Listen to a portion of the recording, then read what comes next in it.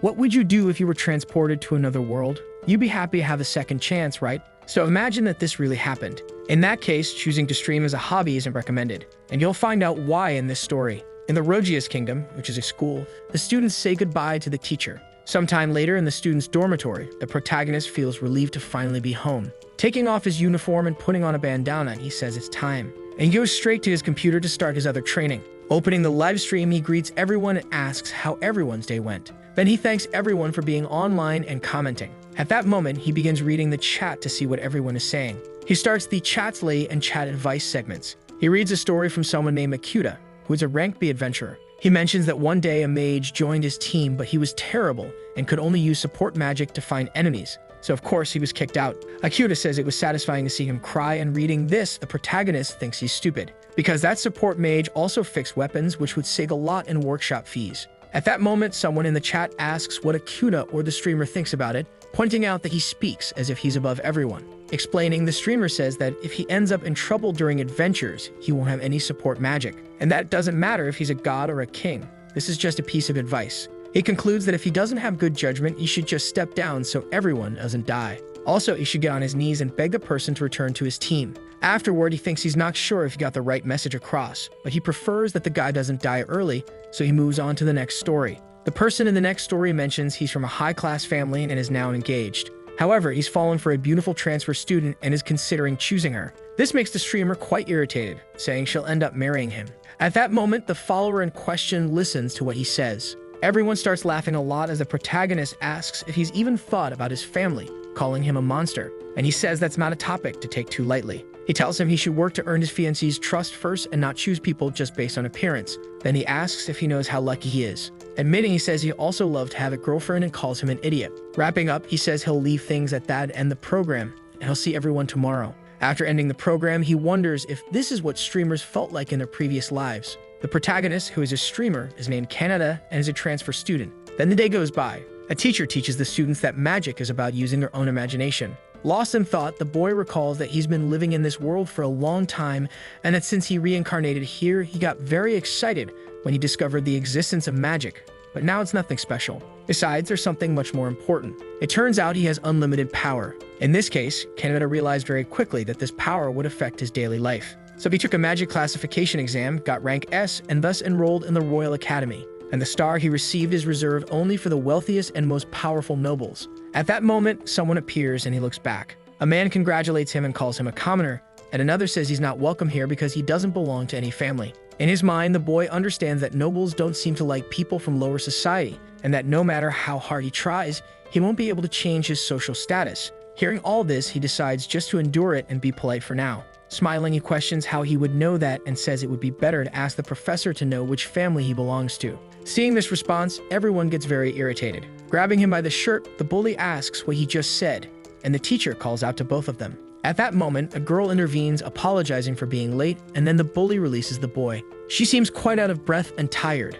This girl, apparently shy, is named Maria Atarachiko. Seeing her, the teacher comments that she was probably busy helping at home and tells her not to worry, which makes the girl grateful. He then suggests that she introduce herself to everyone today. However, someone intervenes, saying no. Walking in her direction, he says he'll handle it. Looking at the protagonist, he remarks that both of them achieve an S rank, which is strange. Casting a spell, he asks if he just has to throw it directly at the target, and the teacher confirms, telling him to do his best. Demonstrating a lot of magical control, he throws the fire toward the target with ease, and he hits it perfectly, which impresses everyone. Seeing this display of power, the teacher comments that they can allow one more person. Reading from his book, he says that today it's Canada's turn. At that moment, the boy prepares while the bullies start laughing. He casts his fire magic, but it seems to hit far from the main target point. However, it ends up so powerful that it completely destroys it. He thinks he fired and it was over too quickly, so everyone is shocked and in awe. Smiling, the man says his power was splendid, what they just witnessed, and holds the remains of the target in his hands. He tells the students that it's now time for individual training, and everyone's motivation drops to zero at this moment. After seeing this incredible demonstration of power, a bully becomes very angry, saying he's just a commoner and that this is impossible. He claims that Canada is obviously deceiving everyone, but Maria draws their attention, questioning what they're doing. The two boys are surprised, and seeing her nervous expression, they both become very afraid. She comments that this has nothing to do with social status and that they don't know anything about this person. Flicking a tree, she says that people like him have unimaginable power, and that's why he passed the exam. The flick is so powerful that it breaks the tree in half, so the girl will suggest they stop letting their foolish pride get in the way of others. Embarrassed, the boys say, "Yes, your highness." Walking toward him, she catches the boy's attention. She tells him that his magic was incredible and that she's impressed, so the boy thanks her. In his mind, he recognizes Maria and realizes she's from the royal family and also the youngest of the 3 princesses. And he also begs for this to end quickly since everyone is watching them. Changing the subject, Maria then says he must be wondering why conflicts keep arising across social classes.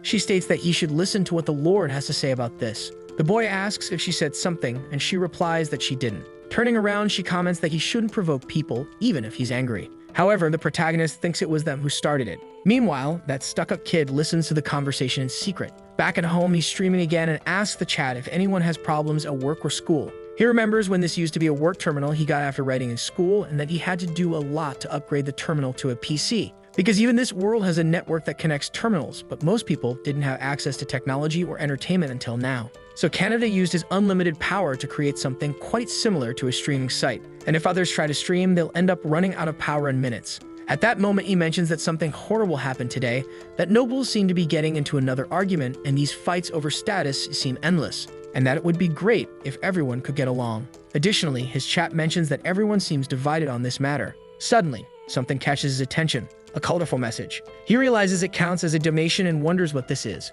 It's from Princess Anonymous, who says she's very happy to hear the streamer's voice today and, as usual, is sending her letter of gratitude. After that, she transfers 10 gold coins to the streamer. Very happy, he thanks the princess. However, he realizes what she said, that she sent something yesterday too, and only now understands that last time 10 coins equaled 100,000 yen. Seeing this money, the boy asks if she's not stealing money from her parents. Responding, the girl says there's no need to worry, and that all the money comes from her own pocket. She also says she wouldn't mind offering herself as a lover to the streamer, but then changes her mind saying to forget it. The protagonist then realizes that it's probably just a guy pretending to be a girl anyway, and he doesn't care. Thanking the streamer, he says that if they ever meet, there's no reason not to give it a try. The girl says she can't allow herself to fall for him, but simply can't avoid it. She begins hugging her phone, deeply in love, turning side to side like a teenager. She comments that he's truly unusual, appearing out of nowhere like a comet, captivating people with his charisma and influencing them in an instant. Moreover, he's helped many through kind words and guidance.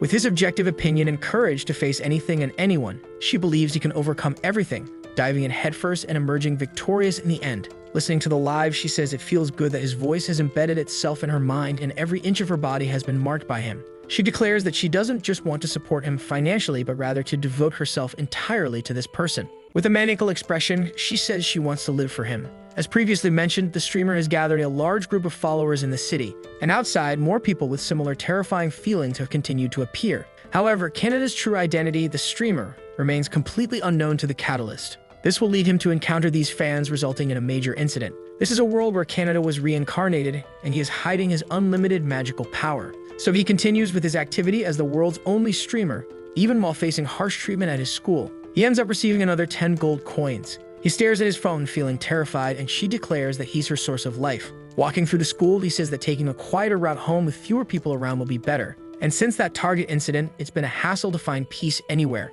Smiling, he thinks streaming tonight will brighten his mood. At that moment, he turns a corner and sees someone confessing to Maria, saying he loves her. In response, she says she feels there's already someone destined to have her heart. Furthermore, the boy realizes nervously that it's the guy from before. Someone asks if he's the promised suitor since she's the 3rd princess. She says it's not that and that she can now find her own love.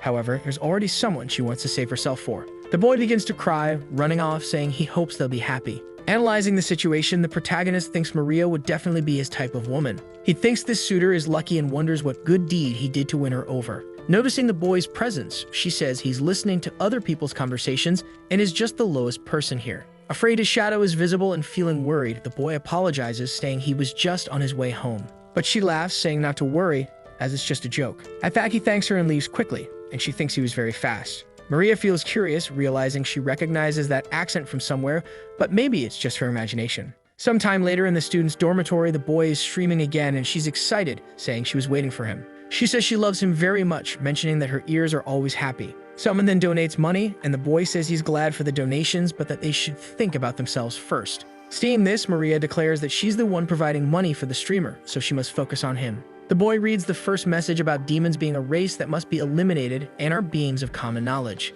He says he doesn't understand and asks if living together in peace is really so bad. And he mentions he hasn't met any demons, but there are good ones among them too, and even among humans there must be some like that. And that there are enough bandits among those who talk about the wildness of demons too. Like with the discrimination slave you hear about so often. The girl thinks that back then, she also said something like that. In the carriage, Maria tells Sebas to stop here. As she steps down from the carriage, she's shocked by what she sees. Looking at several humans always treated as slaves and animals always in cages. The man then comments that this is a slave market, and she questions if slavery is a thing of the past. Nervously, her subordinate suggests they go somewhere else. The girl thinks there's nothing they can do about it. The man responds that even now, there seem to be nobles from the ministry involved behind closed doors, making it very difficult to change the law. Maria questions what they can do, and the man responds that he doesn't know either. However, according to what he's heard, there is someone who can give advice to those who have lost their way. Taking out her phone, she realizes it's the streamer. He says that if she truly exists in this world, she should try asking him, and it might be a salvation option for everyone. Curious, she wonders if there's indeed someone who could find a solution to this problem. Then she sends a message saying she wants to abolish the slave market. The guard is surprised that slavery still exists in the country and asks if she knows that slaves are still living people. He tells her that with her social status, it would be possible to change the law, and if she's really a princess, she should try. He continues, saying that many lives could be saved if she took a stand, and he's hopeful for these changes. Hearing this, she stands up and asks Sebas to prepare the carriage. She states that they're going to the king, who is her father. Maria led the country into a revolutionary movement, and as a result, slavery was eradicated. Maria says she will continue to believe in him and that he has shown the way to righteousness, and she will keep following it. She sees discrimination as a detriment to peace. Looking at the sky, she says she will stay as the mediator between the founders and nobles of the academy. Changing focus, she receives a message. Seeing the chat, she notices a debate about who would be the best match for the streamer. Very irritated, she declares that she believes in the rules. Making multiple donations, she states that she's the most suitable to be with the streamer. Seeing these donations, the boy is shocked, saying he's not a fan of disruptive listeners, so he asks if everything's okay. He states that he doesn't like people arguing in a place where everyone is watching. Upon hearing this, the girl bursts into tears, crying, saying the streamer hates her. But he says he'll forgive her if she understands the warning, so they'll get along. Bowing, the girl declares that although she may be immature, she'll do her best. Then the boy says they'll get along, mentioning that demons are also very important. Smiling, he talks about imagining what the Demon King is like and wonders how he is. Hearing this, everyone is shocked, including the crazed girl. At that moment, everyone tells him for everything sacred, never to speak on that topic again. Reflectively, the boy says he wonders if he'll ever see a world where humans and demons can live together in peace. Seeing a message, someone says he's really interesting and will start thinking more about the future too. Still, Canada remains unaware that he's touched on a taboo in this world. Going back a bit in time before Canada's controversies and statements, Alona declares that she's sick of it and will kill everyone without holding back. Upon hearing this, everyone present begins to tremble in fear. The girl at the warp portal says there's no way they can fight against this, because humans would classify it as an SS-class threat. Then they question why they must fight for endless centuries, and if it's truly the right choice for them. The demon woman walks through the hall while the guards comment on her strength and beauty. In her mind, she wonders where everyone's common sense has gone until now. At that moment, someone calls her by her name, Shruza. The girl says the previous adventurers brought something quite interesting. She hands over a phone and Shruza asks what streamer means in their world. She explains that people use it to listen to him and that he's very popular among humans. However, unfortunately, where they are now, there's no signal it seems. Observing the device, the demon princess says she'll look into it, as it might be useful for gathering information. Quickly, she orders her subordinate to do something to provide a signal for the device immediately. Sometime later, she's in her office on the computer, already connected. The woman says at least it will help pass the time, and her subordinate rushes out, saying she'll let everyone know. Suddenly, a notification sound starts ringing on the computer. A few days later, she's avidly following the streamer. She commented in the chat, making everyone wonder why she did that, as it's not like he could respond. She was just killing time, but once she realized that this entertainment or calm had become part of her daily routine, she began to wonder what the streamer really was, noting that he had enough magical power to project his voice in all directions. In other words, he's a human with more mana than her, which is very interesting. Sipping her tea, she thinks he's truly fascinating. However, when he starts questioning why humans and demons fight each other, she's shocked. Dropping her cup, she wonders if he holds the same opinion as her or not. The boy continues, saying that if only they didn't focus on fighting and could have the leaders start negotiations among themselves. Then he adds that this is just his opinion and nothing more. Changing the subject, he wonders what he should have for dinner. Laughing, the demon says he's an idiot. From that moment, she began to see him as a companion. Now in the present day, she's donating money, saying that it's good for him and that she'll be his personal wallet. behaving like a crazy yandere, much like the other princess.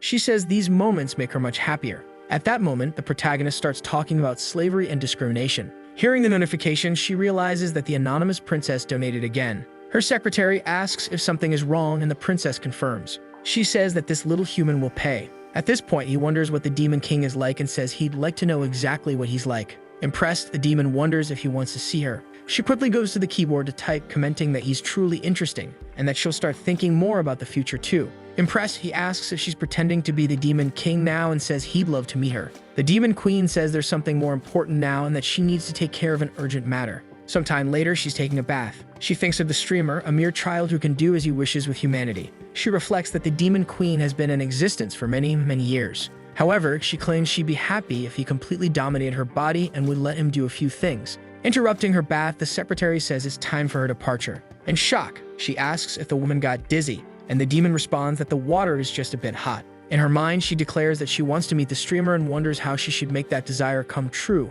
and what she must do to see his face. She wants to touch him with her hands and hold him in her arms. She declares that the human realm is where he resides and she's willing to offer everything she has as the Demon Queen. Then she opens a portal. Jumping toward it, she wonders if he'll also grant everything she desires. A little later, the portal appears behind an old man, startling him. Smiling, the demoness says she'll start making preparations. Sometime later, the protagonist gets up and says it's a bit noisy, and then one of the men mentions the recent news and updates. Then the demon sent a new request for a ceasefire. In a city near the castle, people are amazed because the streamer just talked about it, and they wonder if the Demon King was listening. So in places Canada doesn't know, he's gaining even more fame than before, but the boy is oblivious and thinks they're having a festival. Back in his room, he says he's finally finished. Tired, he says he'll talk about it later, that he's fine, but he's hungry and should go eat. Sometime later in the city center, he thinks that spending days off like this isn't so bad sometimes. He's happy while eating, saying it's very tasty. However, a man yells, asking the lady what big idea she had to spill sauce on people's clothes like that.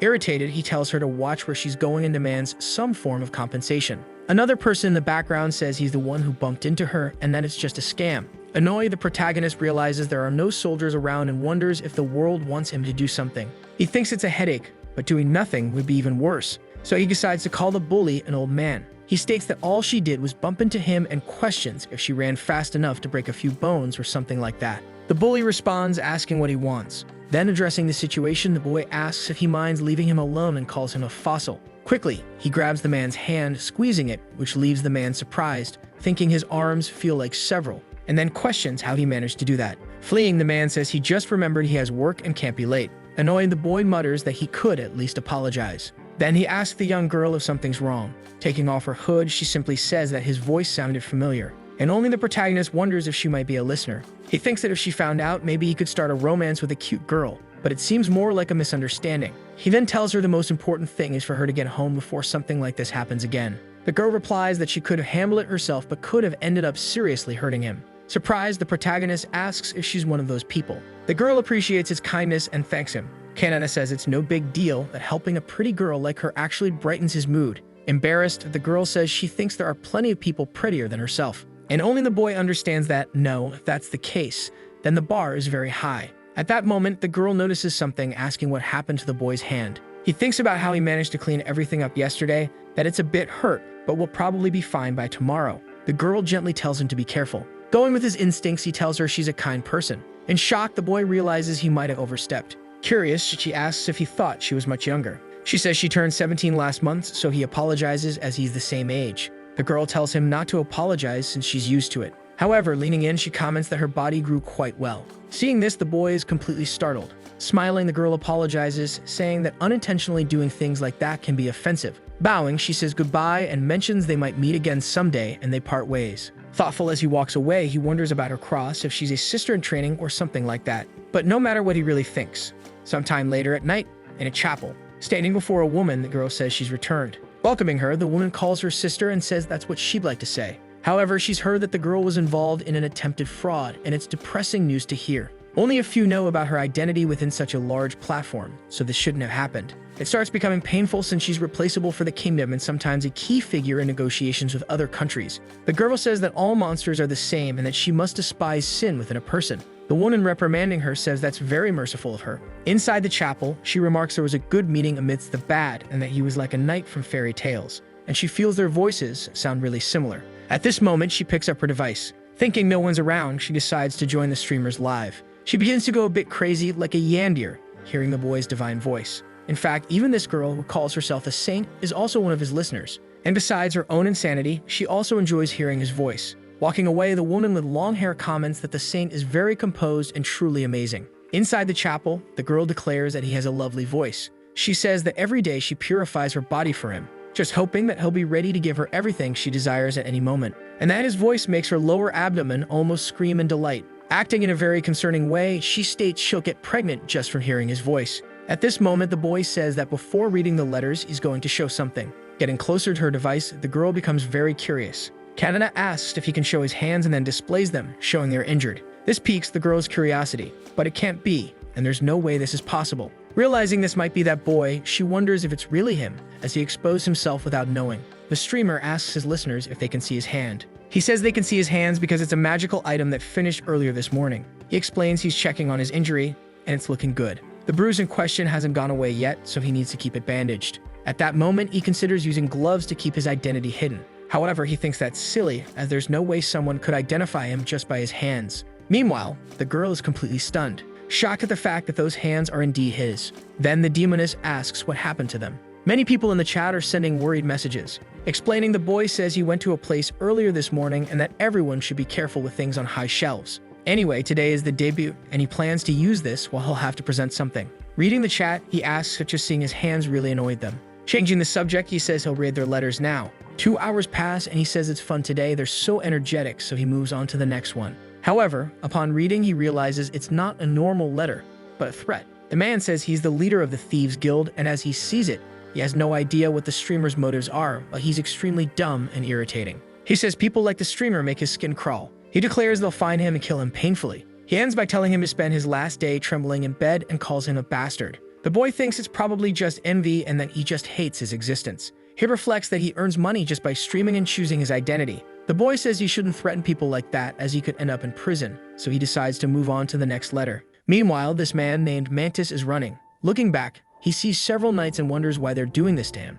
Many of his companions have been defeated. He wonders why he's fleeing with his tail between his legs and thinks it's all that bastard's fault. Suddenly, a leg appears above him. He looks to the side and realizes it's been cut in an instant. A man approaches, saying that he wouldn't notice something so weak and that mantises aren't a big deal. He questions if Mantis thinks he can cause all these problems. Then he steps closer and pierces Mantis' hand with a sword strike. Laughing with a twisted grin, the man tells him not to do that, as it'll only hurt more. Watching from a distance, a demon remarks that if he knew the mantises would end up here, he would be punished and prioritize survival. The bald man who issued the threat grows very worried, questioning who they are. The 3 women coordinating the attack say he'll be judged, and these 3 are his subordinates coming to judge him. The knight questions how he plans to kill him and for the god's sake, remarks that there are hopeless people like him in this world. These people were also believers, though not as much as their superiors, yet still quite insane. Seeing it from Mantis' perspective, it was all for self-gain, and unfortunately for him, he only served as a typical example of the outcome in the online world.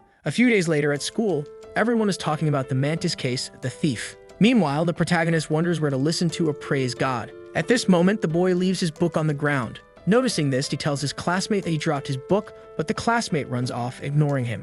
Reacting sadly, he thinks that recently, other students and even commoners have been ignoring him without reason. He realizes he really doesn't like this lonely student life and that maybe he went a bit too far. The teacher arrives in the room, greeting everyone and asking them to take their seats. Observing the protagonist, he wonders if the teacher looks a bit weary. The teacher says he's a bit regretful, but a certain person will be joining the class temporarily. Hearing this, all the students start cheering. However, he says they need to know one thing. She's someone of great importance to the capital and has a close relationship with the royal family. Her face has never been shown publicly. He concludes by saying that no one in the class should act rudely toward her and asks her to come in. This makes the protagonist very curious. The new student enters the room, introducing herself as Alfana and stating that despite her young age, she holds the position of saint in the local church. Upon seeing her, the boys in the class fall in love, and the protagonist is shocked to learn the transfer student is the saint. Several people are commenting about the transfer student being an S-class, and the boy finds it curious how fast the rumors are spreading. All the students in the class start flocking around her, eager to talk and make friends. He thinks to himself that he knew this would happen. One of the boys approaches, asking why she transferred to this academy. Responding, the girl says it's like a societal observation or something along those lines, and adds that she also has another objective in mind. At this, the protagonist recalls that he's read about these saints and realizes he needs to study more about this world. Every decade, someone with appropriate mana and personality is chosen as the true saint. And when utilized by the church, she also shines in diplomacy and even gets along well with the royal family. In other words, she's one of the most important people, and she's probably a friend of Princess Maria. Thinking it over, he understands that the person he encountered was a transfer student, and that putting her in the SS class was likely the best choice. He's relieved to remember that she forgave him for how he acted when they first met. But probably, in any case, she doesn't remember his face. An arrogant boy approaches, saying he's from the SS class and the next in line of the Long Door house. The girl stammers, saying it's a pleasure to meet him. He asks if she knew that Marie was absent today on official business, and the girl responds that she didn't. Then he compliments her, saying she's very beautiful and offering to show her around the school in place of the absent princess. Alfena smiles, saying she's grateful for the help but declines. Then the question arises of whether he could still call her by her name without that permission. The arrogant boy quickly apologizes, and the protagonist thinks this is what he deserves for acting so high and mighty. It's pathetic. Standing up from his desk, the boy thinks he should call her outside and that he doesn't have time to laugh. Outside, it's time for the new student to hit the target. She uses the water slash ability, which seems to be some type of magic. She swiftly manages to slice the target in half with great precision.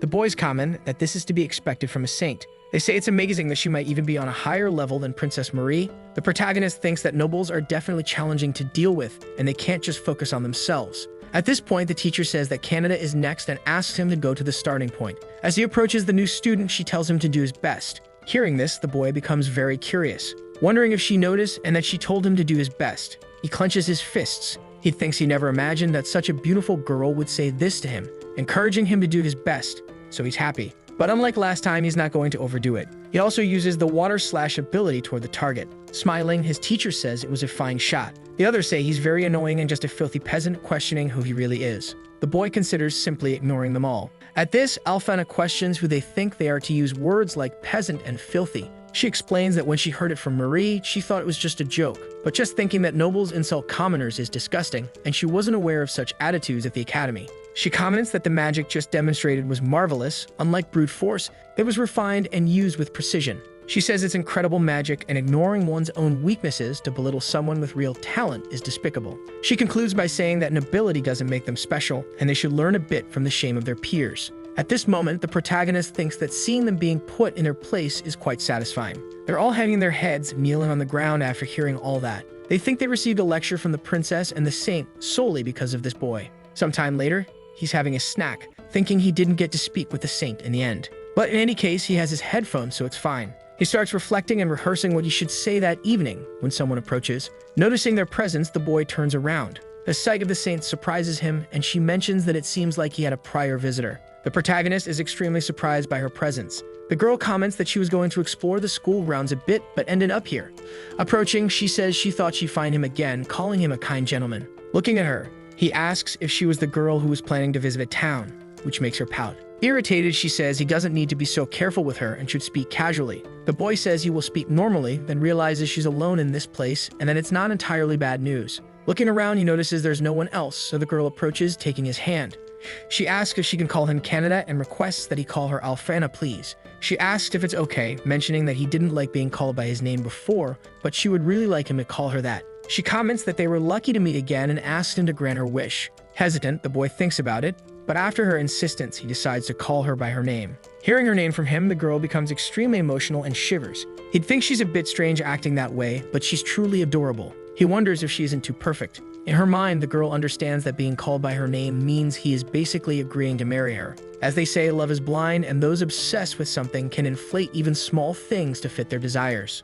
Thus, everything seems normal to Canada, as it would be impossible to know that Alfena harbors unimaginable desires. The day passes, and back at school, heading to his class, he wonders where he should sit. He notices Alfena's presence at school as expected of her. Someone appears, saying they will be instructing them today. Upon seeing the person, one of the boys asks if this is a joke. It's Maria, and people wonder why she's not in S class, while she calls for Alfena. Walking toward the girl, she says it's been a while. Pinching her cheeks, she comments that Alfena is full of surprises, and Alfena apologizes. Seeing this, all the boys are in awe, saying the scene is so dazzling. The saint states that she just needed to know what student life was like. Entering this conversation, everyone in the class sees how divine they are and finds it hard not to be drawn to them. Canada thinks that the two are really used to being the center of attention, and that this seems normal for them. He wonders how they'd react if he tried talking to them, but it appears their expressions are fake, since the smile Alphonsus showed yesterday and Princess Maria's warning were also fake, thinking it was all his imagination. However, he questions if he's overthinking it, as she was irritated by him in any case,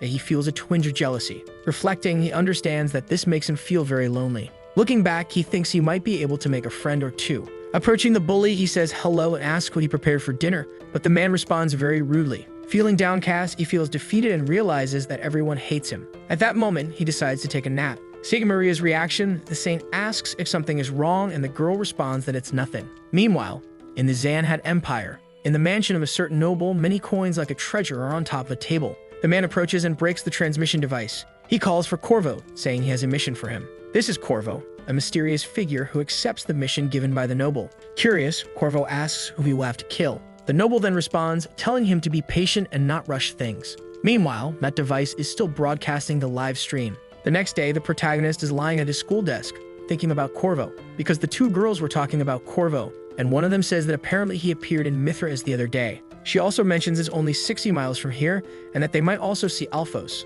When the princess says they haven't done anything, so he probably won't come to them. Meanwhile, he thinks that, thank God, he was born into a clean family, because in this world, crows don't refer to the birds themselves. It's a nickname for assassins. Even with his listeners' information being so good, everyone thought it was just an urban legend, but apparently, it was real. He quickly goes back to sleep thinking it has nothing to do with him. Back at the castle, the Lord says that no one would think of this as he's a living legend here in the Empire. However, Corvo turns his back, saying he heard this conversation and demands to know the target, as, unlike the noble, his time is valuable. Upon hearing this response, the noble becomes very irritated. Then he starts cursing, but Corvo appears behind him. Startled, the man asks when he got there. Corvo then states he won't say it again, and the old man begins to speak.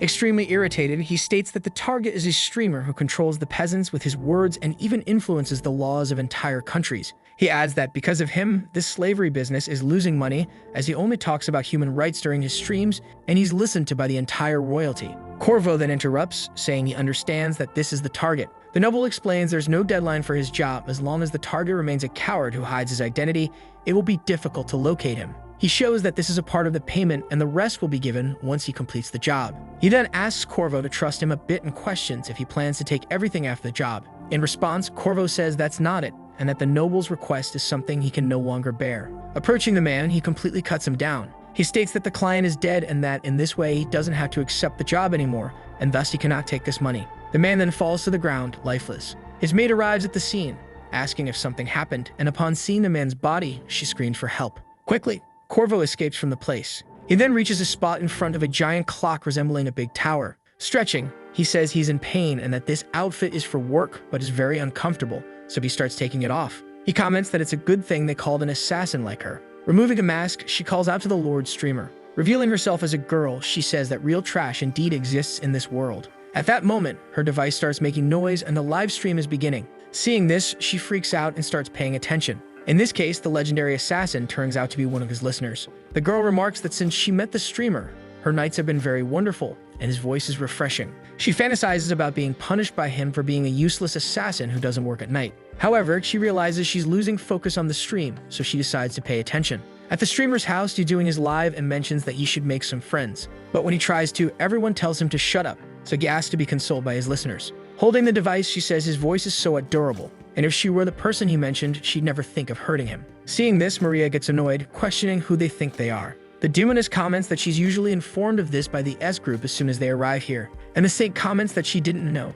so she'll do her best work at the next meeting. He says he's joking and asks if the situation was okay, mentioning he used a glass of water to create a crying sound. Reading the chat, he comments that it was quick and says he feels really bad for worrying everyone, then thanks them. Suddenly, someone asks how she intends to handle these fools, so she questions if they're talking about some form of punishment. This message was from the assassin. The man replies that instead of arguing, he wants to try to act in the friendliest way possible. He comments that even if they're not friends, they could have a conversation, and this response leaves the girl very charmed, saying he's cute. She asks him to tell her if one day they treat him worse than this, and the boy says he'll do his best and hopes everyone will console him. The assassin, standing by her PC, says that's what he desires. Unleashing several sword strikes until breaking the wall, she states she'll finish off anyone. Holding a skull, she asserts that no matter who they are, she promises to do it. Meanwhile, he's emotional, crying, thinking everything is so joyful because all his listeners are very kind people. Sometime later in the capital at an adult entertainment house, A woman thanks a man for his visit, and he says he'll see her later.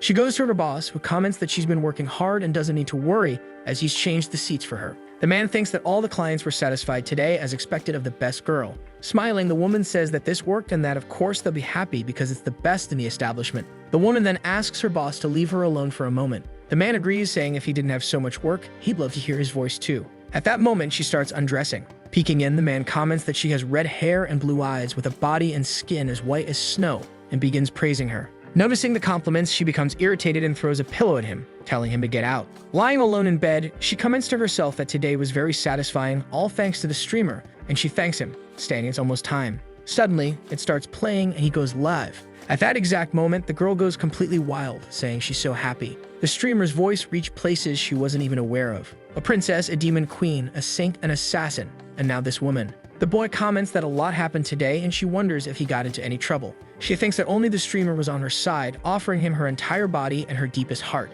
She comments that he's everyone's savior, and after everything that happened, he saves people like her with his words. Kana was born in the kingdom's poorest slums and detached herself from her current life. However, to survive, she managed to rise above in the nightlife business. At a table with her friends, one of them comments that they're young now, but when they get old, they'll lose clients. Then another asks if they'll end up back in the slums. Kana responds, saying she doesn't even want to think about it. She comments that she met a pleasant person to work with. His one of his worries didn't end only in the very near future. Near their table, a boy comments to another that he's glad he realized it early and disengaged, since who could imagine she was a woman of the night. The social status of women in this type of work has always been low, and are treated as nothing more than spoiled goods. Later, her boss suggests they lift their spirits by tuning into the streamer's antics again, as it's still early. On the live, someone comments that's why girls don't like the streamer, which catches him by surprise, asking how he knew that. The women laugh, saying he's hilarious, and that he just gave himself away. Someone mentions that he's obsessed with cleanliness but saw something that really disturbed him, surprising the streamer. The letter continues, saying it was from a woman of the night, filthy as men use her like a toy, and she is basically trash. Hearing this, Kana becomes very angry, wondering what the streamer thinks. They all begin to feel very sad, reflecting on their social position. Suddenly, the boy reacts to the letter, questioning what he's talking about and asking who he thinks he is to say such things. He questions why he would judge someone based on their profession, noting that many people enter this work because they have no choice. He then asks if they can stop using words against their jobs and that any job can save someone. Many people are being saved. He says he wants a world where people who work aren't humiliated but can feel pride. Kana becomes emotional seeing this because no one had ever said anything like that before. This sentiment spread through all the kingdom's videos, bringing tears of joy and reflection to most citizens. As a result, society's perception of women in this line of work shifted, and now they can live more easily. Kana comments that she's not sure about other countries, but at least in hers, the people's treatment of them is unmatched. Thanking the streamer, she mentions that one day she'll thank him in a different way. The boy comments in his live that he tried making friends by talking to people today, but the moment he opened his mouth, they told him to shut up. At that moment, his boss knocks on the door, apologizing for the interruption and starts talking about work. However, he notices that his maid is very upset that someone dared to speak about the Lord that way, insulting him. Everyone who adored the streamer felt the same rage, and the question was who exactly shared in the streamer's sadness, and this became an endless topic. A week then passes. The boy is walking down the streets starving and wonders if anyone is selling bread. At that moment, a woman appears above, asking if his name is Canada, and he's surprised to see it's Princess Maria. Whispering, he asks if it's safe for her to be alone out here. She responds, saying it's fine, although her butler is probably in a panic right now. As she leaves, the boy says goodbye, saying he'll see her at school, but she grabs his wrist. She then asks if he's free, nervous, and the boy replies yes, asking why. Maria suggests they take a walk together. Canada thinks he wants to go, but if anyone sees them together, his school life will be over. Undecided, he wonders what he should do now. The girl then hears something coming from a certain direction. Running while holding his hand, he asks her to wait. Suddenly, they arrive at the location. A noble is holding Kana forcefully, saying she can't act like that near a noble. The woman says she doesn't care about that and asks him to let her go. He then suggests to Maria that they take a break, and she agrees. Both approach the man, telling him to leave her alone, and they position themselves to confront him. The noble questions the man if he doesn't see that she doesn't want to go with him. Nervous, the man asks who these people are and tells them not to get in his way. At this moment, he notices Maria's presence. He then says to wait and remarks that the young lady is very beautiful. However, the man's hand abruptly reaches toward her. Irritated, the noble says he'll kill her right now. Placing his hand on the man's shoulder, he tells him to take it easy. Applying pressure on his shoulder, he throws the man to the ground. The noble then wonders what kind of magic this is as he can't move. Canada replies that it will wear off in a few minutes so he can calm down. Seeing this, Maria says Canada is as impressive as always. She then asks him to keep up the good work. The The noble asks if he knows what's going to happen, as he's just an ordinary person. Kaneda replies that he doesn't care. At this moment, Kaneda asks who he is and if the person with the boy was the princess. He thinks to himself that she's indeed very beautiful. Nervous, he asks her if she's okay and if he did anything to her. Kaneda responds that she's fine and that he just tormented her to buy her. From the ground, the noble says that a child like him wouldn't understand, but explains that this woman is a filthy person of the night. He says he liked her, so he planned to take her, but she had the audacity to say no. Smiling, the protagonist asks what he thinks he's talking about. At that moment, he approaches the noble, questioning who he thinks he is to say such things, discriminating against a person because of their job. The boy continues speaking and Kana becomes nervous, realizing that his words and the way he speaks are just like the streamers. Suddenly, a crowd begins gathering due to the noise. One of the civilians says there are people over there and the noble thinks he's actually caught the boy. On the ground, he declares that he's the noble who is explained to be a thief, and if they help him, they'll receive a reward. Maria, smiling, asks if he's an idiot and mentions that she's the one who called these people. She explains that she told the story of a brave student who saved a woman from a perverted noble.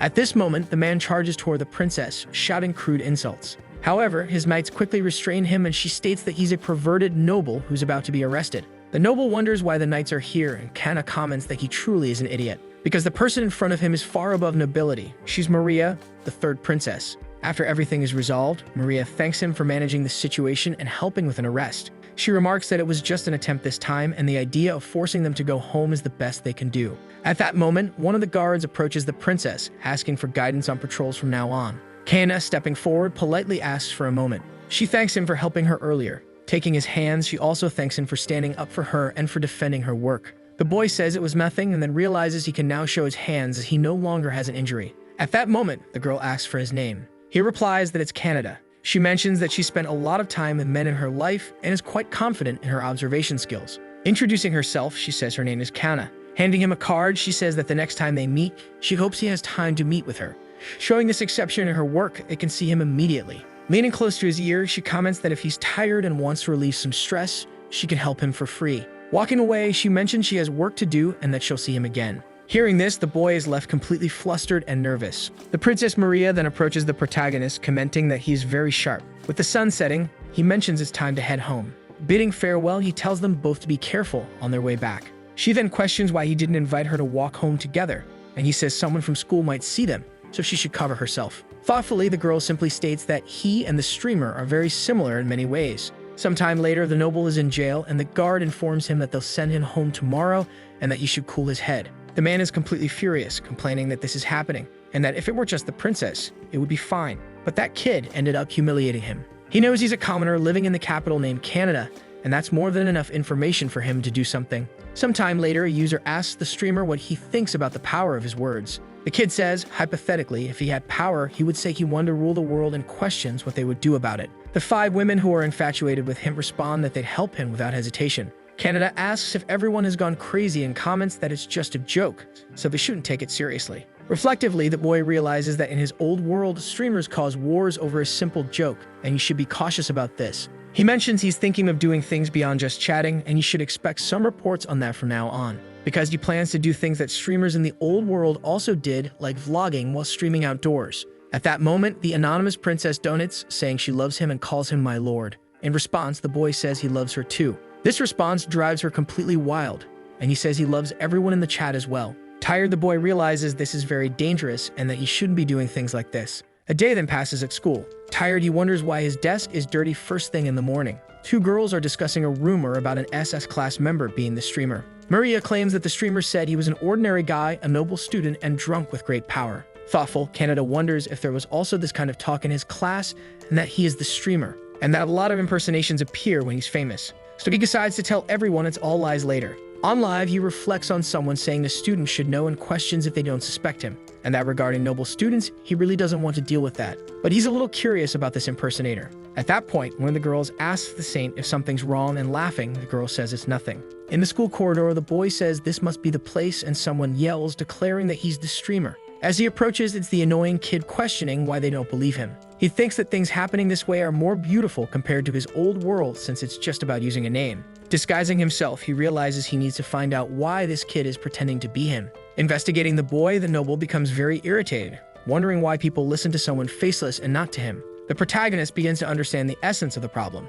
because as a streamer he would improve the family's reputation and bring money to his listeners. Or at least, that's what he wanted to do. The boy understands this is fake because it requires an unlimited amount of magic to do what he does. Then someone approaches, whispering that he's a truly foolish man. Looking back, Canada is startled and Maria says that someone so foolish could never be the savior. Maria apologizes, explaining they also had a similar plan, and Alfana sadically asks if he knows the streamer too. She mentions that she's actually a fan of his as well, which leaves Maria stunned. 3 minutes earlier, the two were talking behind the boy. The saint realizes that Maria doesn't seem to know Lord Canada's true identity. She comments that at the church, there are a few moments of rest and she listens to the streamer's voice to calm her heart and strengthen her soul. She asks if Maria does the same and irritated, the girl says she didn't mean to say all that. Meanwhile, the noble wonders if no one's going to calm this guy down and questions if they're occultists. Maria then states that bringing her sword was the right decision. He feels happy that both the princess and the saint are his listeners. However, he also feels a bit of fear about how they seem to take his live comments so lightly.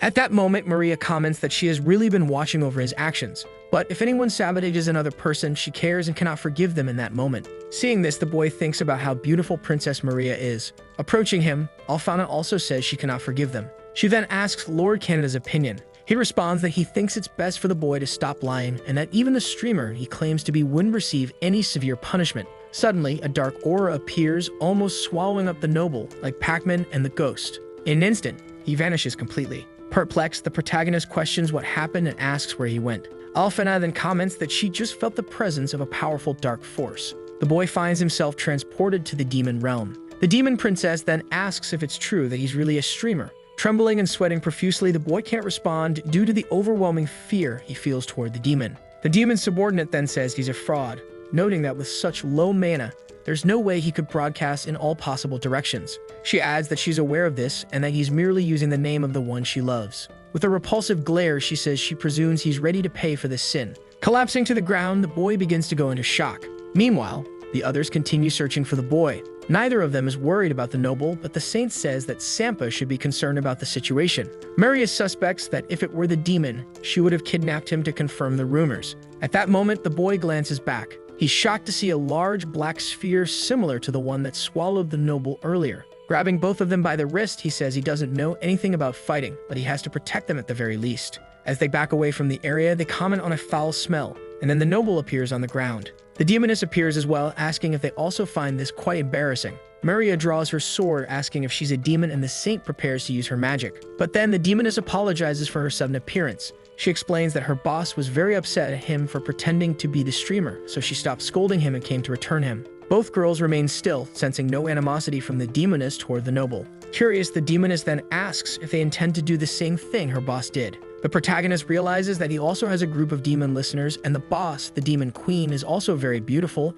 and listens to all of his broadcasts. Maria then gets excited, saying that the streamer has even won over the Lady of the Demons, and the saint becomes equally thrilled by this. Confused, the demoness says these two exude the same aura as her boss. Observing the protagonist's presence, the demoness comments that he's more willing to accept her as a true streamer because unlike that noble, he has quite a bit of magic. At that moment, the boy decides to play dumb and asks what she's talking about. Suspicious, Maria realizes that the demons also find the boy's mana unusual. The saint explains to the demoness that she and Maria had their own plans for the noble but couldn't carry out a harsher punishment. Approaching the saint, the demon representative says she's very cool and that he likes her. Sometime later, the saint and the protagonist are sitting together on a bench. Maria went to report the incident and the demon left in an unknown shadow sphere. Exhausted, he comments that he's worn out from the day and she says there were so many unexpected events. Suddenly, she calls in Lord Canada, approaches and takes his hand. She thanks him for his help earlier and says he made her very happy. Embarrassed, he thinks he'd like to say something, but it's too much, so he realizes he can't look her in the eye at all. Smiling, the saint comments that he's truly a wonderful person. Avoiding eye contact, he's deeply embarrassed and then realizes something. He says he can't just leave the noble alone here. Alfana then says it's very kind of him. A while later, the arrogant noble wakes up. Trembling, he calls out to the streamer, begging for help. He starts running in desperation, crying and asking for help from Lord Streamer once again. After this event, the augur or noble, as if he were a different person, confessed all his lies, told the truth to everyone, and publicly disclosed all the preemptive crimes of his entire family. A few days pass. Canada wonders if the demon queen truly watches his broadcast or someone calls his attention. Turning around, he realizes it's a woman. Disguised, the demon queen asks if he can show her around the city. Seeing no reason to refuse, he agrees. As she walks through the city, everyone marvels at her beauty. saying she's a treasure that came from the heavens. The demoness comments that it's truly interesting and that this is what they call the capital. The boy asks if it's her first time here, and she replies that it's her first time visiting the human kingdom, then corrects herself, saying it's her first time seeing this city. Smiling, the boy thinks she's easy on the eyes and wonders if she's a type of divine beauty. The mysterious woman then apologizes to him for making him spend his time guiding her around the city. But Canada says it's fine, as it's quite nice to walk alongside such a beautiful girl like her after all. Looking to the side, the boy feels shy at being complimented like that. He comments that there are some hidden spots in this city that are really nice, and he'll take her to them. Sometime later, they're both admiring the panoramic view of the city. The demoness reflects on how they're constantly trying to destroy such beautiful landscapes. Observing her, the boy thinks she's very strange and senses a different atmosphere around her. Curious, he asks if she isn't human, and the queen smiles, saying it's surprising. Because with these items she's wearing, she thought she was successfully hiding her identity. The queen comments that this is a wonderful feeling, leaving the boy a bit confused. Surprised, he asks again if she isn't human, and she replies that she isn't, adding that he's very perceptive. She comments that there are no humans nearby, that she hasn't sensed any magic, and that this hidden place is truly quite convenient. As a reward for seeing through her disguise, she says she'll show him who she really is. Swiftly, she begins to reveal her true identity. Surprised, the boy realizes that her aura is exactly the same as that of the demon representative from before. Introducing herself, she says she's a humble demon named Shruza. He introduces himself as well, saying his name is Canada. Suddenly, he realizes he's surrounded by darkness. She explains that she's isolated them from the outside world and that he's the only one who can perceive it at the moment. Curious, the protagonist remarks that there's magic like this in the world too. He comments that magic is undoubtedly deep and he should have studied more on the subject before attending school. Changing the subject, the woman asks what he thinks of demons. Quickly responding, he says that personally he doesn't think they're much different from humans, which surprises her. Continuing, he says that demons and humans have a history of fighting each other, but it would definitely be better if they started getting along. Because if someone dies in war, then demons will also shed tears. The woman explains that, in fact, they also shed tears when a comrade dies. Changing the subject again, she mentions that he has an impressive amount of mana. The boy realizes her servant had also said the same thing, understanding that the demons in this world can sense everyone's mana levels. She comments that the boy's mana is even stronger than hers, so he asks if she can see how high his mana reaches. In response, she explains that she can't see his limits and says she's ready to accept him now. Boldly, the boy asks what she means by that. Taking his hands, she comments that she wishes from the bottom of her heart for demon mana to walk hand in hand with his from now on. Canada agrees, saying the path won't be easy, but it seems this could happen eventually. He notices that the demoness's hands are a bit cold, but otherwise she's no different from humans. The boy then mentions that there's a guy named Streamer who shares the same opinion as both of them. He adds that Streamer also says it would be fine if both sides got along, and then he laughs. She laughs as well and explains that it's because she's a fan of his. In fact, she mentions that Streamer said the same things he did, and it was his own words that changed her perspective. Curious, Canada asks if Streamer is also famous in her kingdom, and she comments that he's quite popular, though the older elders don't like him very much. But the Demon King is already handling all of them. The boy then asks about the demon world and what kind of place it is. At that moment, the Demon Queen invites him to visit her world next time, saying that if they're with him, he can enter without trouble. After making this promise to meet again, the demoness returned home, and the strange day off for the protagonist began to come to an end. Furthermore, no one in the human realm knows the true name of the Demon King, and he has not realized who Shruza truly is. During a live stream, he mentions that everyone should sleep earlier sometimes as well. Already in bed getting ready to sleep, he says he's very tired from being a tour guide. However, as previously mentioned, Canada's strange day off started to come to an end. In his bed, the crow appears watching him, deciding to leap toward him with a frightening expression while he's asleep. Showing a flashback from a few days ago, the crow asks if she is the client this time, questioning who she wants dead. This is the Lord who was humiliated. As the same perverted Lord involved in the incident with Kana, Church, Maria, and Canada, he was sent back to his homeland. At that moment, he hands over the target's files and asks for his head. The crow realizes it is neither a noble nor an adventurer, but just a commoner in the capital. Hence, the job will be easy. The noble comments that he will never forgive him for making him look like a fool. At that moment, the crow simply accepts and says that the target had bad luck. The boy was about to thank him, but he quickly disappeared. Nindo states that with this plan, he will be killed. On the rooftop, the crow observes the capital and then descends the building. Upon landing, he states that he must now begin gathering information. After an hour of investigation, he already knows that the target buys a lot of bread at his store and helped the woman from the clutches of a pervert. However, he understands he can only continue as the crow. There is no other choice besides this. After an alley, she hears someone talking about being free. Looking, she realizes it is her target talking to Maria. In doubt, she understands that an existence like that even gives dubious assassins like herself a reason to live. Sometime later, the assassin is listening to the streamer's live session. The crow was also a girl of that age who only knew him through the city residence being just a mere coincidence. Just like the streamer who also hid his identity, the assassin did the same. Thus, she considered it one of their similarities and formed a parasocial bond with him. She herself didn't expect to like him that much. Several times, she ignored the call for work just to listen to him, so she had completely fallen under his influence. At one point, he was asked about assassins, and the streamer says he knows about them to some extent. The assassin says she was only surprised that the person who asked was well informed. With that, the streamer says that assassins are kind of scary, always feared and despised by the population, so she thinks she knows she's doing something wrong. However, surprisingly, he says he finds them quite cool too, as they hide in the shadows and kill their targets stealthily. Yet, accepting a crime is a bit hard to think of positively, but he just finds it interesting that people are in this line of work. The naive crow had already fallen completely in love with him. Putting on her outfit, she states that he was distracted for too long. At that moment, she realizes that this is the target's house. She notices that he left the window open and that it was a careless mistake. With her back turned to the target, holding her sword, she apologizes to him. She states that he can hate her for as long as he wants. Then the boy says it's time to start the stream. Upon hearing this, she becomes extremely confused, thinking of the word stream and making a connection with the term streamer.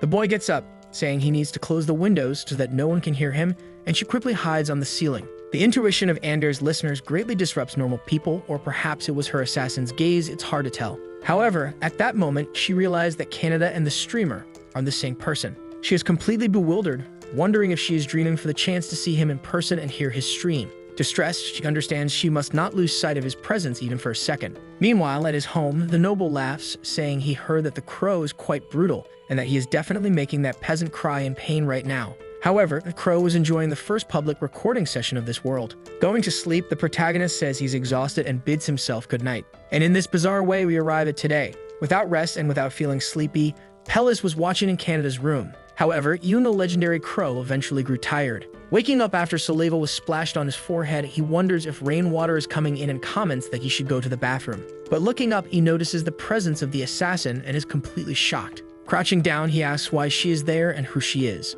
However, more than being discovered and failing her mission, she was very happy that Canada finally saw her. And so to his question, the crow, with absolute confidence, responded, "It's a pleasure to meet you, noble streamer," she says, adding that she's just a normal person with no suspicious intentions. Perplexed, he asks if she really thinks he would believe that. From that moment on, his live streaming activities would be thrown into chaos, but he had no reason to know that yet. Bowing, she asks him to believe her, saying that she's a fan. He doesn't know what to do since she already knows his identity, so he asks who she is. In response, she says her name is Mira, and that she's also the crow sometimes. He asks if it's like the bird, but then begins observing the objects she brought. He then questions if she's talking about the legendary assassin, and she replies affirmatively. Curious, he asks why this legendary assassin would infiltrate his room and watch him sleep. She replies that it's because she's a huge fan of his. Not understanding anything, he thinks that this definitely didn't happen in his last life. Then she asks if he's worried and if she's the cause, to which he responds yes. Holding her sword, she says she understands and that now it's goodbye. She says she'll die now, and desperate, Canada begs her to stop. However, she abruptly stops talking and makes a slight cut on her neck. Worried, he asks if she was trying to die, and Mira says it's because she caused him trouble and calls him sir. Suddenly, they step back from each other. With a frightening look, she says that if the sir doesn't consider her a nuisance, she clearly has no value as a servant. Smiling, the boy thinks she's the type who would die if he asked her to, and that she has crossed all the boundaries of a yandere, making him feel like he might cry from that realization. He explains that she misunderstood him and that this wasn't what he wanted to happen, then asks if she's okay. He tells her that for now, she just shouldn't die and that if she were to behead herself, the blood would be troublesome to clean up. Mira then asks if she should do it elsewhere, and he replies that's not the issue. Then he calls for her attention. Interrupting, she says he's the only one who knows she's the crow and that her name is real. Curious, he asks if that means he will be killed. Moving slowly, she asks by whom and that she will get rid of them immediately. Curious, the boy says he doesn't believe she's the crow and asks if she can prove it somehow. She then mentions that she's quite skilled at concealing her presence. Quickly, she disappears from the spot, which leaves him very frightened. Looking around, he says he didn't sense any magic and asks if it's a spell. However, Mira says she's right in front of him. He waves his hand to try to grab something, then touches something, but he ends up touching a not-so-desirable area. Embarrassed, he says he's very sorry, and she comments that it's fine, because being touched by him makes her very happy, and the boy, seeing this, feels uncomfortable, embarrassed, and exhausted. Changing the subject, he asks again why she's in his room. Mira explains the whole situation to the protagonist, and he understands that a person can be killed just for that in this world. But he asks if she still plans to kill him, and she herself replies absolutely not, because she will protect him instead of causing harm. Then she explains who made the request. He understands that her mission was to kill him, and then senses another presence. At his home, the noble calls the crow a traitor, but doesn't last long. The protagonist is at home watching the live stream while she watches from the ceiling. Putting on the gift, he says this sums everything up and that he should avoid killing the person necessarily. Only the boy understands that she trusted the guard to watch his back, but wants to leave her side to the quote maker. Suddenly, his terminal starts lighting up. Upon grabbing it, he realizes he received the letters he requested and that he's going to see them now. However, the message surprises him. Someone commented that the streamer is a mass murderer. They comment that they only thought they would resort to such means for fame and that they cannot forgive his sins, because projecting his voice to such an extent requires a lot of mana, and no matter how much he saves, he will die if he's alone. Or, in other words, he will need the mana of a large number of humans. At this moment, they ask the streamer how many lives he has taken and how much suffering he has caused just to get to where he is now. They conclude by saying they will never forgive him and that they will bring him down with force. In shock, the boy questions himself about what is being said and how his reputation has spread so much in just a few days. In his mind, he affirms that he's using his own mana, but only for the extremities. He asserts that this is going to be a problem while the assassin is savoring the master's pride. Coming towards him, she asks what happened. Perceptive, he realizes that in his past life, rumors like these would cause exposures and end up giving strange labels to celebrities. However, he never imagined that this would happen to him. Changing the subject, Canada asks the boy what she did in his bed, and she avoids the question. The streamer, the big name in this world called Adoracia. Many ended up enchanted by his values and beliefs, becoming listeners and andairs. However, this streaming culture was constantly spreading among the general population. Abolition of slavery, peace treaty with demons, dismantling of bandit guilds, refinement of discrimination based on profession. That afternoon, a power that could move countries with a single word was envied by all among a few others trying to stream as well. In a small country close to Rogia's at the noble Sempi household, someone yells at a woman saying that this isn't even close to enough mana. He shouts at several people, calling them all useless, and asks why they think they were bought. One of his subordinates calls him, saying that he believes he already knows, but mana is as valuable as blood to them, and that if they drain their mana to the limit, they will die, forcing them to buy new slaves and further increasing expenses. He states that this was the last batch, that there's none left. The man then says that slaves at the bottom of the barrel can only give so little, and that the kingdom's presence has implemented new slavery laws, making it difficult even to obtain new goods in this country. The fact that she wants us to treat these things kindly is stupid. However, he says they managed to capture an SS rank adventurer yesterday. Curious, he asks his subordinate how it's going, and the man says it's enough to cover the streaming time for 5 minutes. Shaking with rage, the boss questions how they will compare with the streamer and understands that he has a lot of mana, but realizes that he's the only guy with enough for a full night stream, and that's impossible. Thus, this is how rumors about the streamer began. The man asks that everyone anonymously report this, and they will reveal the sins of this bastard and drag him into hell. He declares that he will give him that mana, and he will do it at the end of the stream. Returning to the present, seeing this rumor, the boy is in shock. Mira asks if he's okay with leaving them alone, and he replies that he wants to wait to see how it ends. However, she argues, saying that this doesn't work and that she doesn't want him to be misunderstood by this world. Putting on glasses, she explains that if they are a nuisance, she can handle them,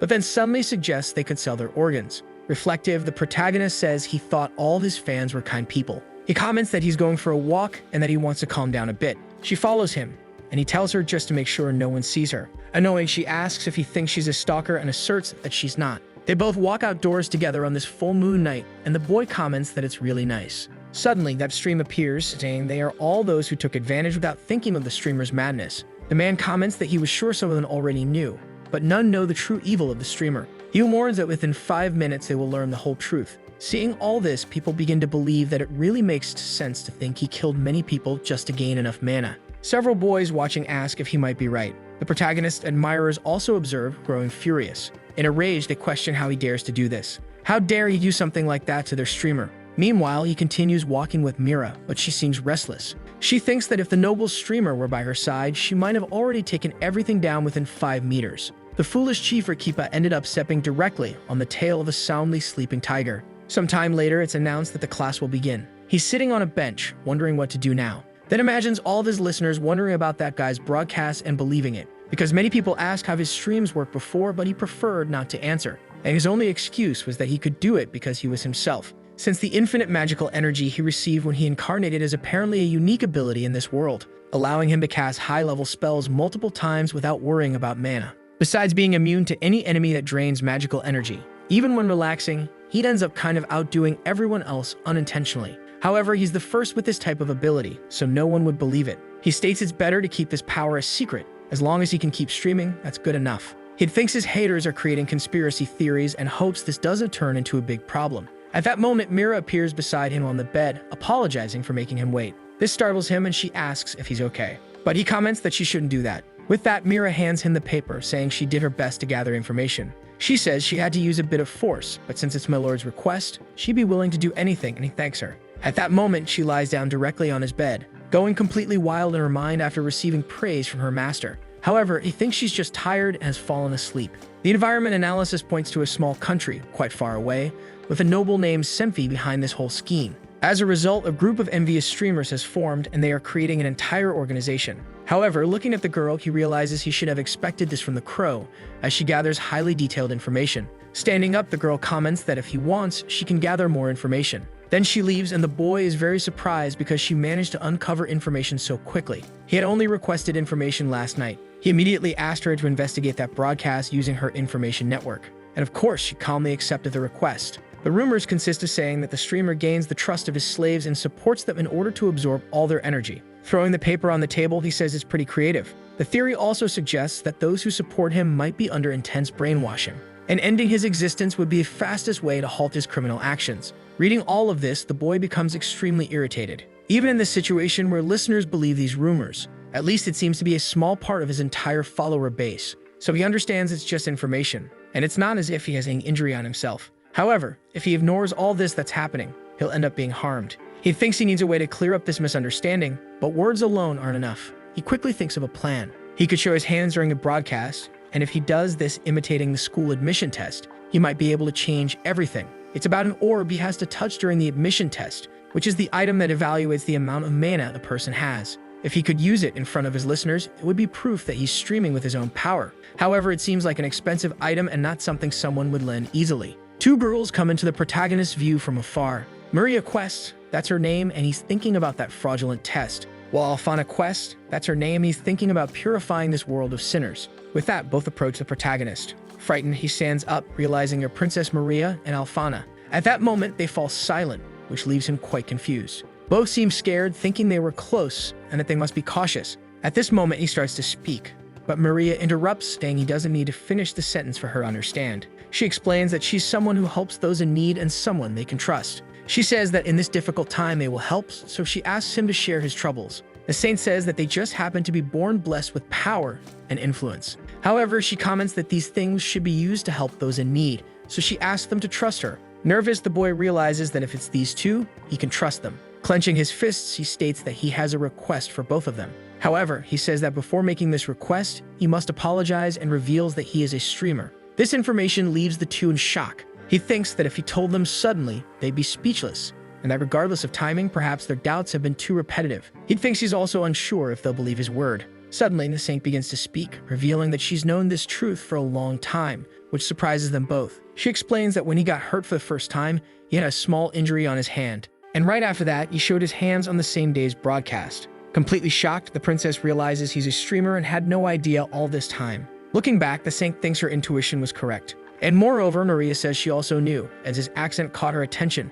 It was surprisingly easy. Adaptable, the boy realizes he unconsciously gave hints about his identity to both of them, and it was a good job not to let anyone else know. Nervous, Maria says of course she's totally confident, and the saint adds that it happened naturally. With that, she moves toward the protagonist and takes his hands. She says that despite knowing the truth, they are his fans above all else, which means they would never do anything to cause any kind of trouble, because otherwise they couldn't be considered true fans at all. Maria agrees with Alfana, saying she's eager to hear his words with that always fearless attitude of his. Maria then gets irritated at being called princess, saying he can treat her the same as Alfana, forgetting the formalities, explaining that he doesn't need to call her princess for now, and the boy says he understands. However, the saint then moves to gather Maria, pulling her away from him. The princess then explains that they are a priestess and a princess, and he can ask for anything he wants since they're allies. Both hold his hands as he thinks that even knowing his identity, these two revealed nothing and kept everything secret. He's sure now they're trustworthy, and he knows this. However, they're almost being intimidating, and maybe he's imagining things since they seem quite different from usual. And yet, they're standing very close to him and staring at him. Quickly, he begins to look around, wondering if anyone nearby is listening and watching everything. Alfana then asks if he's really checking to see if no one is around. She states that she cast magic to keep everyone else away before the conversation started, and seeing his expression, assumed he didn't want anyone else hearing. Impressed, he comments that Alfana is incredible and thanks her. At that moment, he says he was about to talk to both of them regarding the rumors about the streamer, and they both say they're already aware of the matter. Maria mentions that she asked her parents to do something about the rumors, and thanks to a collaboration with the ministry, they already uncovered the source. Upon hearing this term, collaborator, he immediately thinks of an assassin. The explanation continues. Maria says that they claim it's a rental, but no such case has been found in the country, that the mana he consumes is more than a normal person could possess, and her parents have started to consider that he has more mana than anyone else in this world, or that he's using some unknown device to create mana to conduct these broadcasts. Nervous, the girl asks if she could ask this. It might be bad to ask as a fan, and he thinks she hit the nail on the head. The priestess says that, in other words, even if he doesn't count on her, many followers were already moving to put an end to this quickly, and that his name carries great significance in this world. Many people and many of his followers will forgive anything that troubles him. However, he thinks he doesn't want anyone else cleaning up his mess and asserts that he wants to prove his innocence with his own hands. For that reason, he says he would like to ask both of them for help since he trusts them both. Seeing this, both the priestess and the princess hold themselves back, but inside they're thrilled. At this moment, the protagonist realizes that this is quite embarrassing after all. After this, he begins to explain the plan, and the two regain their composure, becoming firm and focused. He mentions the orb he saw when he first entered the school, which seems very valuable since it prevents anyone from touching it and is kept deep within the school. He then says he needs it to resolve this issue. After hearing this, both Maria and Alfana approach him. Maria says that, as a princess, she will make sure he's authorized to use it, and the same as a priestess says she grants permission. With confident expressions, they say that no matter what situation unfolds, they will both take responsibility. So finally, the streamer and his followers will come together to put an end to these rumors. And as this event will change the streamer's position, it will be revealed very soon. Classes are over, so he says it seems he can prepare some things for tomorrow. He thanks them for being able to help him, and he comments that he will take a break from streaming and prepare as much as possible tonight. After hearing this, the two feel a bit down, realizing there won't be a live stream tonight. Bidding farewell, he mentions that he'll start the plan and tells them to meet tomorrow at 6 p.m. at the agreed place. Sometime later, someone knocks on Alfana's door. She promptly answers and is surprised to see who's there. It's Maria, and she asks if something happened. She then questions if it's about Mr. Canada. Gripping her by the shoulders, Maria says that's exactly what it's about. In shock, she asks if he really is the streamer. The priestess asks her to stop shaking her and to calm down first. The princess then starts running toward the window. She leaps toward it, breaking it, and exclaims that her idol is her own classmate, while Alfana begs her to stop destroying her room. A short while later, the window was repaired with magic. Explaining, Maria tells her not to misunderstand as she was never certain, but she somehow sensed something.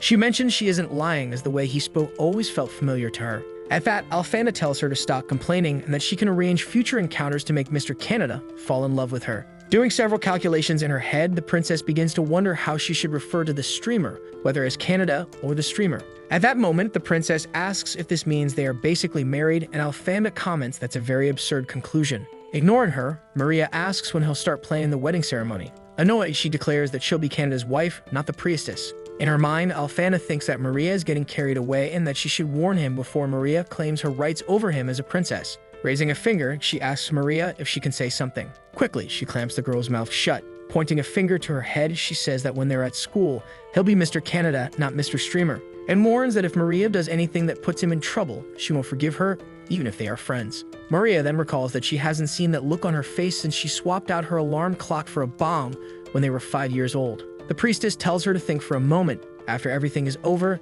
that we're the only ones who know his identity. In other words, they're ahead of all the other fans and can now support him from here on out. However, suddenly, Maria thinks of some rather inappropriate things, even though they have nothing to do with the topic. And in fact, currently only a few listeners truly know the streamer's real identity. Meanwhile, the Demon Queen is in shock at the lack of a live stream today. Maria then agrees with Alfana that she's right. Concluding, Alfana says that from here on, they'll support him in every way they can to make sure no one finds out, and that this way, they become fans who truly know the streamer. These two were previously described as listeners and fans, but it seems that was a mistake, because the way they are now is much more than just simple fans. The priestess tells Maria that they're allies and should work together with Mr. Canada. Since saints are needed, these two ended up helping each other and uniting for the sake of just one man. It's a strong friendship between two young women. However, each one thinks she'll become Canada's favorite. One believes it's because she was the first person to know who the streamer truly is, while Maria was the first to recognize his talents. In reality, in the end, they're simply Yanders after all. The saint questions Maria, asking if she's as much a fan as she is,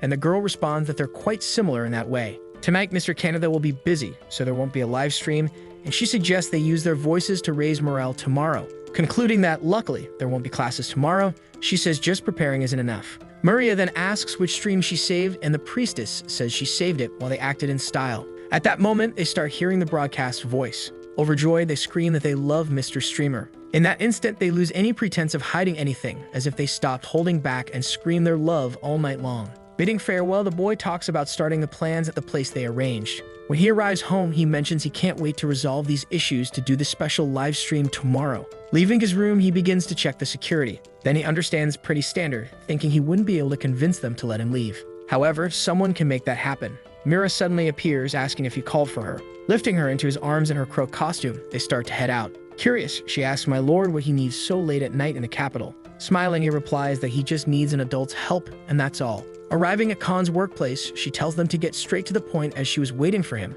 but the boy says he's not here for that. He says that no matter the price, he'll pay. He just needs an outfit made very quickly. She doesn't quite understand but says she'll draft a map immediately and assures him he doesn't need to worry. And he really doesn't need to worry as they're very discreet. After that, the boy and Mira roam through the capital until only an hour remains before the meeting time.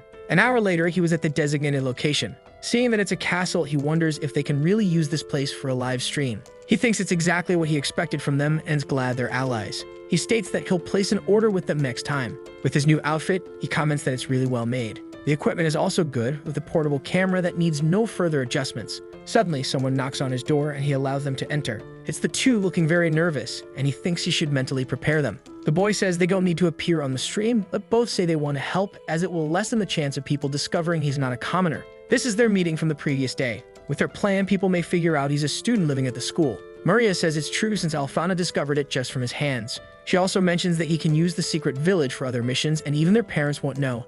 However, even for a secret village, it's hard to hide. However, she explains that people look directly at her, so they won't notice anything else. Alfana comments that her magic to make people overlook things stems from her being a saint, making people ignore the affected area. Essentially, that's how this magic works. Now she's casting magic over the entire village and says she'll ensure the barrier is modified tomorrow so she can see it. She asserts that if she combines her magic with his while streaming, they can broadcast freely without worry about anyone tracking them. Maria is thrilled with this news and hugs him. He comments that if he can master this, he'll be able to conduct secure broadcasts on his own, which shocks them both. Alfana explains that this magic is passed from saint to saint and that even though he's Mr. Canada, he cannot betray the church. Maria then argues that it's useful for him to avoid being discovered, and the saint adds that he needs her. Back in the present, the protagonist thinks he should thank them again and again. Looking up at the ceiling, he sees Mira giving a thumbs up, signaling for him to do his best. Sipping a drink, she comments that he should take care until she's satisfied and assures him that if anything happens, she'll be there. Sometime later, these people are on their phones, eagerly waiting for the new live stream. At that moment, the bed wishes Mr. Canada good luck. Even the demon queen herself says she believes in the streamer. The other demons also wonder if he's different from other humans and if he's not a threat. Right then, the clock announces that the time has come. The protagonist declares that it's time to go live. He says they will act as planned, then calls the two to take their positions. Mainly, he feels very nervous, but he thinks this is just an evolution of his live streams. He needs to be fully present in this world on his first attempt and seize this chance. The two girls are also ready. Meanwhile, someone laughs confidently, saying that whatever excuse the streamer invents, this will be his last live. At that moment, the live stream begins and the hero says that if any of them see an opportunity, they should go for it. Upon seeing this, everyone is shocked and very surprised. Wearing a mask, he addresses all his listeners and asks if they missed him. In this way, the curtains for what would be called the streamer's redemption were lifted for a brief moment, and of course his followers reacted to all of it. Everyone is stunned as they recognize from the way he speaks and moves that this is indeed the streamer. The boy asks how they're doing and wonders if they can forgive him for not showing his face. All the people watching the live stream are in shock as the streamer is right there on their screens before their eyes. He continues explaining that he wanted to prove his innocence and address a few accusations. Thus, he decided to do a different kind of live stream this time. He mentions that recently a certain country has accused him of committing murder to perform his broadcasts, and he can't ignore those who treat him like a criminal based on prejudice, so the boy laughs, asking if he's trying to threaten him. Moving on, the hero says it's still painful and questions if everyone is listening, calling them idiot haters. He adds that he can only sleep at night thanks to them, and it's irritating. Seeing this, the guards start laughing, saying this is good. But noticing their humble lord is angry, they apologize. The protagonist explains that today he's going to show everyone how his live stream works, but before that, he'd like to introduce his assistants. Someone comments that the truth will finally be revealed, that they won't take their eyes off the screen, and he's probably innocent. The demon then wonders if someone other than her has helped him. The girl explains that these two have come from afar to assist him. Introducing themselves, one says she's Maria, the third princess of Rogias, and the other says her name is Alfana, also known as the Saint. They comment that both are also fans of Lord Streamer and asked him to let them join him once, and he was kind enough to agree. Realizing the situation, Kana asserts that these two must also know Canada well. Someone in the chat comments that since he knows them personally, it must mean he lives in Rogias. The Saint then casts a spell, focusing exclusively on Mr. Streamer's words and actions. The spell works, and he thinks he just needs to hide the comments in the broadcast. In the kingdom of Senfio, the man is utterly distressed. He says it feels like snow is falling on his head, making it impossible to focus and figure out who he is. The boy announces that it's now time for the main event. He then asks his Saint to demonstrate. The presenter explains that everyone is familiar with the orb, which shows a person's mana level. She calls the princess attention for her to demonstrate. She comments that the foundation of the light and color needs is here, and mana shines like gold. Therefore, the amount she has is classified as SSS. Canada says that now that they know this, they must be wondering how much mana he has.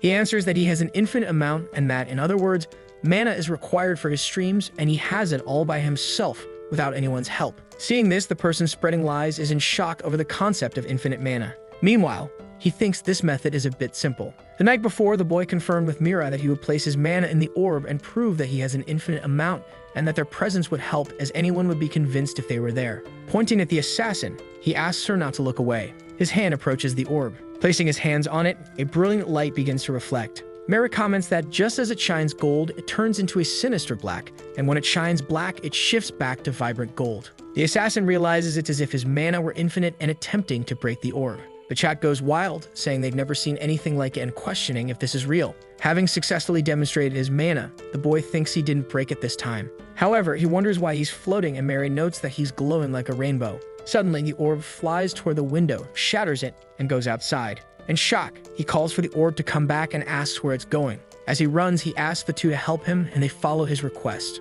However, she accidentally bumps into the tripod, causing it to fall to the ground. All three are exhausted, and the boy questions what's happening. Someone tells people to look outside and says it's insane. They say this is what surprised Lord Streamer and wonders what's going on now. Impressed, Kana comments that it's terrifying yet ephemeral. Meanwhile, the demon says it's also very beautiful. Mira, too, is surprised, asking what it is. It's a giant orb shining in the sky. In some regions of the world, it looks like some kind of aurora borealis. Even the protagonist comments on this. Confused, Mary asks if this sky phenomenon is called the aurora. Sometime later, the aurora borealis fades and the orb returns to the priestess's hand. She comments that all the mana leaking from the orb caused this miracle. This event wasn't confined to this country alone, but reached all other nations. And this aurora proved that the streamer truly has infinite mana. However, he ended up forgetting something crucial. In the world of Ataraxia, auroras are a phenomenon that doesn't exist. In summary, he made a huge blunder. Meanwhile, the liar is in a catatonic state, saying it's all a lie and that he really does steal mana from slaves.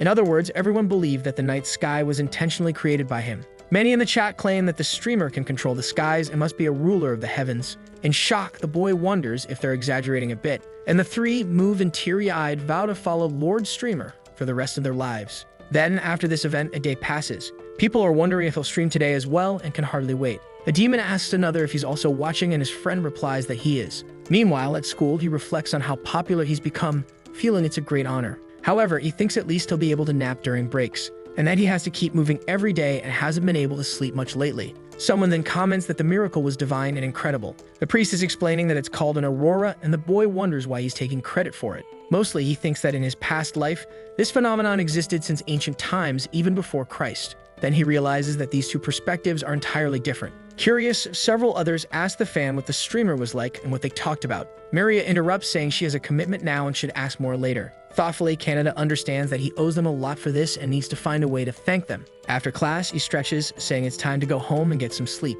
Suddenly, someone appears, questioning who he thinks he is. The nobles remark that he's just a commoner, while the girls tell him not to talk like that because they're envious. The bully then approaches the princess. The boy realizes that emotions and opinions are why nobles always initiate this kind of dispute. Maria mentions that sometime after the live stream, the knights found Hess's house and he was exiled, admitting his wrongs before being arrested. Whether the consequences broke him or if he gained awareness of his errors before being detained, he gave his entire fortune to his slaves.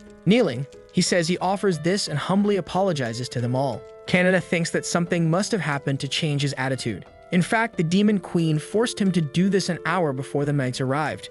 She comments that her subordinates are skilled and finding an insect like him was easy. However, the boy thinks he must ensure this doesn't happen again, so he'll have to ask his listeners to be more reasonable in their judgments. Still, he's ultimately responsible for it all and needs to be more cautious in handling things. Suddenly, the priest greets Mr. Canada good morning and comments that he looks quite tired. Being honest, he says the same of her. She notices his sigh and asks if he's thinking about something. With a puppy-dog look, she asks if he's planning to stop streaming. He quickly responds that he's not. He mentions that he's received some strange attention but will keep streaming as usual to ensure he and his listeners have fun. The saint remarks that she and Maria are very worried about him and he thanks her, expressing gratitude for the support. With a sly smile, she says she'll support him even more from now on. Back at home, he announces his return, but looking at the bed, he realizes Mira is no longer there. However, from below him, she asks how she can help him. The boy is so startled that he runs to his bed. He tells her to go home immediately and asks if she plans to follow him forever. But she says she just wants to protect him, so he asks about her work. Wearing a uniform from some place, she replies that she's retiring from her role as the Crow, and she's sure her father is overjoyed watching from heaven. At that, he notices something odd. He thinks he might be credited with the Crow's disappearance and hopes that doesn't happen. Pulling her by the shirt, he tells her to go home right now. Sometime later, Maria heads home as well. Exhausted, she remarks that she's finally home after work and wanted to see Canada. However, looking to the side, she notices the presence of the streamer. In shock, she asks who that girl is, and he replies that she's just a weird, unemployed person. However, the assassin claims she's the Lord's bodyguard. Suspicious, Maria hesitates, and the boy says that's a lie and she knows it. Watching from a hidden spot, the priestess thinks that if he likes small bodyguards, then she should be chosen. In front of the school, a woman appears, remarking that it's unusually noisy here and asks if Canada is helping someone again. Appearing, she comments that he might be surprised she took a break to come visit. However, the demon also shows up to take a peek. Both stare at each other, wondering if they've met before. Thus, the flame war was resolved, a type of online argument where participants exchange aggressive and hostile messages. But this was only the beginning, and from that point on, they would constantly attract attention. However, the streamer doesn't stop advancing. Sometime later, he thinks he's finally reached the point where he can do informative streams and vlogs, and that his possibilities are now endless. Avoiding reality and focusing only on growing even more. Reincarnation is a special word for him, and the one guiding Canada, the protagonist, blessing his future, is watching everything with joy, smiling from the heavens. In fact, this is all just the goddess observing, commenting that she's been watching since the beginning, and that he keeps having fun. And she never imagined he would use the mana she granted him for this. It's truly interesting. Showing off a shirt with his likeness, she mentions that she's looking forward to watching tonight's stream. Among all of them, he thinks he's exhausted and that he needs to go home and prepare. At that exact moment, all five realize it's Canada, or rather, the streamer. Quickly, they all rush toward him without hesitation. He's watching the chapel and talking to the saint about his followers. The priestess then asks him what he thinks of his followers. In his mind, he understands that they're essentially sponsors and supporters. The woman comments that it's been a week since the aurora, yet people are still fascinated by it.